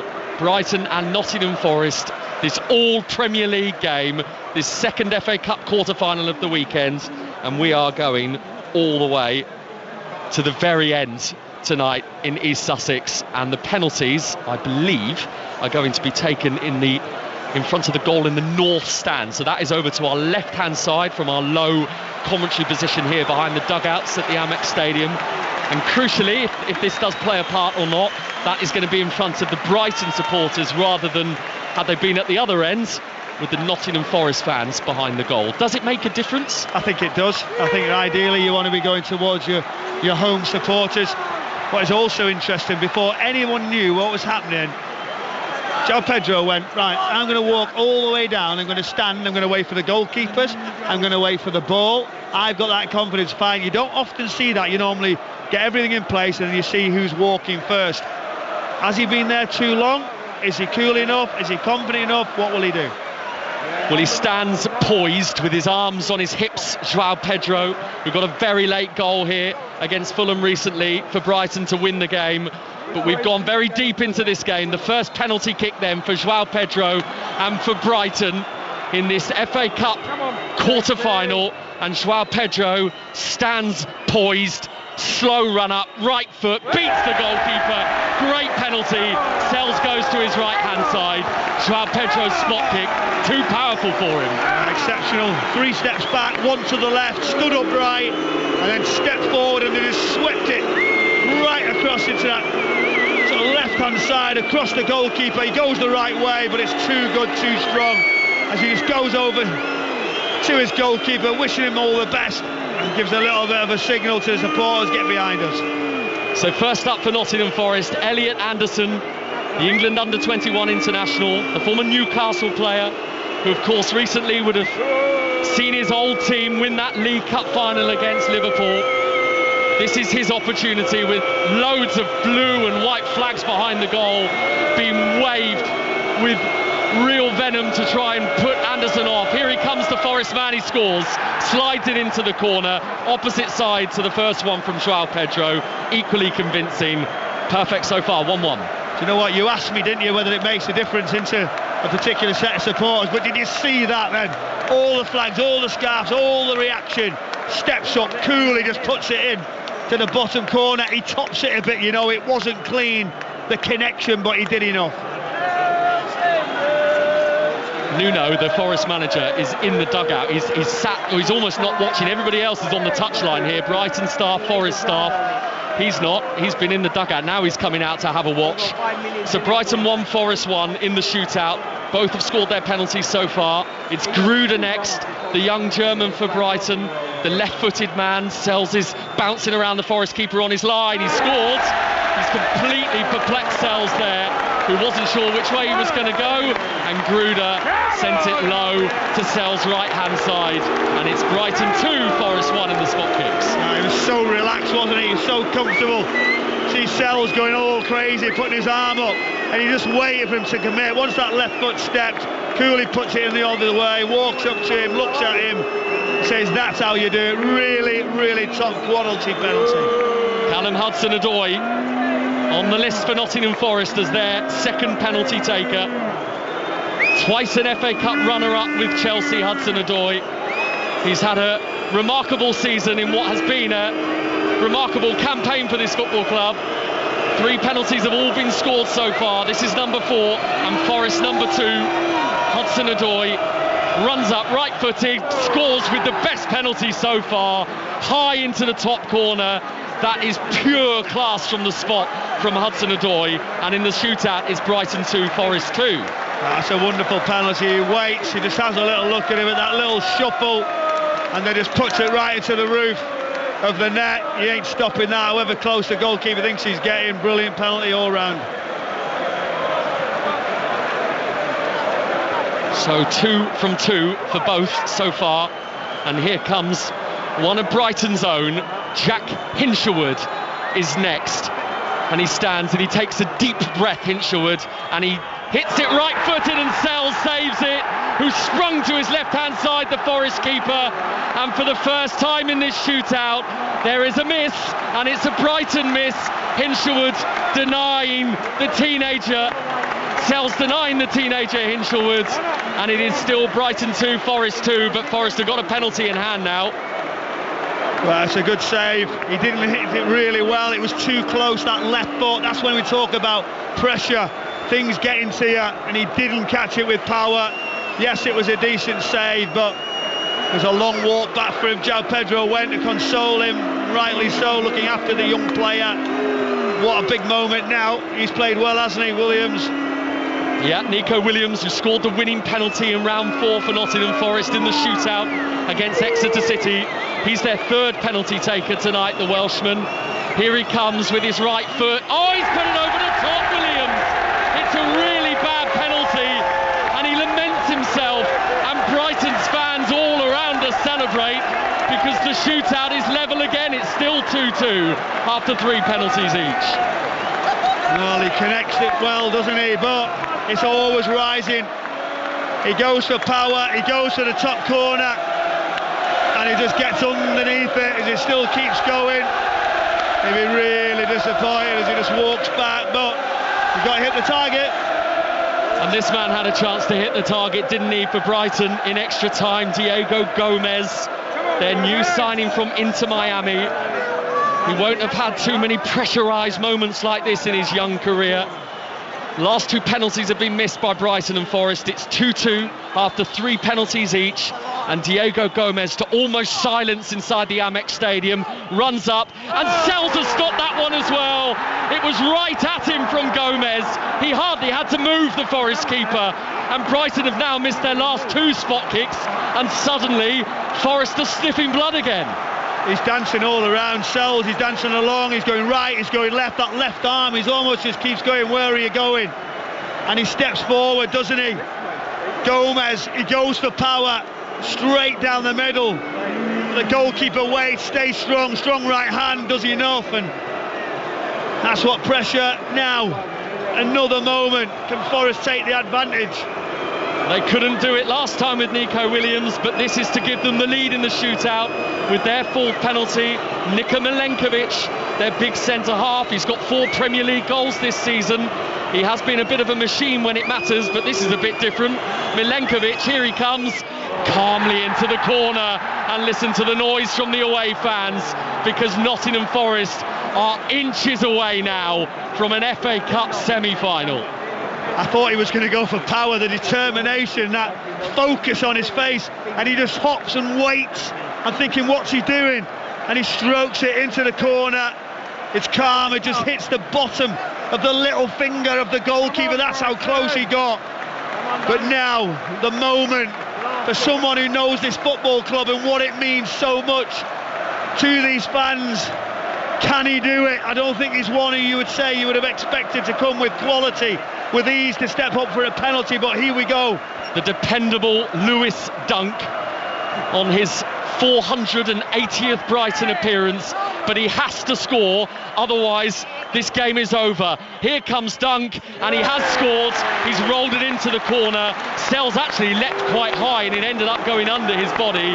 So Brighton have had their 5 penalties. They've scored 3 of them. It's 3-3 in the shootout. Forest have got 1 more from their 5, and this is to win it. And who, after we saw Dunk step up for Brighton and score, is on the list for Nottingham Forest? It is their man, their club man, Ryan Yates, who is entrusted with the responsibility of continuing this incredible Nottingham Forest season. 3-3 in the shootout, but this is for Nottingham Forest to go into an FA Cup semi-final. Here he comes, Yates, he does score, and Nottingham Forest on this magical campaign continue the story, and Ryan Yates, along with all his Forest players, run with speed down to the opposite end of the pitch to celebrate with those Forest fans. When will this dream for Forest come to an end? They have beaten Brighton on penalties, and they are in to a Wembley FA Cup semi-final for the first time since 1991. Well, Ryan Yates is the man who's been with Forest. He's understood the journey. He's been there since this resurgence, and now to take his team into the semi-final. What a moment. The fans behind the goal, sensational ending to this game. Wasn't the best, but we felt there's going to be a moment, something special to deliver in football that we keep watching and keep disbelieving. Forest come from the Championship into the Premier League, in towards Champions League, and now into an FA Cup semi-final. What a moment. And look at those Forest players and all of the staff and the supporters behind the goal in unison, as they have been all season, and just wondering what these next few weeks might look like for this historic club. It's incredible. The scenes to our right hand side, the joy on the supporters' faces, the players as they run and progress over towards them, with all of the staff, the backroom support that Nuno has. He couldn't watch those penalties. He sat, he waited. They controlled the first half, and then they found it hard. It was the goalkeeper, wasn't it? Sells, with that big save that kept him in it. And then for this boy Ryan Yates, who I keep talking about, to have that moment, that's what was special. We thought it could be a Gibbs White. He walked off. He didn't want to take one. It takes a little bit of something to step there and take it on, and someone's going to miss. There was disappointment there for Brighton as they walk around to their supporters, and it wasn't to be. They've certainly contributed to our season so far in the Premier League, but you do feel like it's an opportunity this season to not only get to Wembley, actually to get to the final and possibly lift the FA Cup, and Forest have just took a giant step towards that. Well, there are lots of dejected faces amongst those in blue and white, as you can imagine. Those Brighton players, as they leave the pitch, their focus on European football will go on, but only via the Premier League. And for Nottingham Forest, well, where is this season going for Nuno Espirito Santo's team? Into an FA Cup semi-final. It's finished 0-0 after extra time. Forest have won it 4-3 on penalties, and how fitting that it's their club man Ryan Yates who has converted that winning penalty.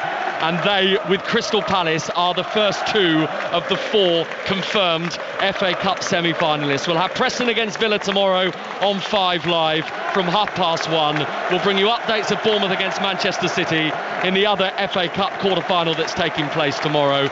606 is on the way. 08085 909 693. Get your calls in now, particularly Forest fans. Natalie and Robbie will be desperate to hear from you tonight. And before that, we'll take the news with Jill Mackenzie.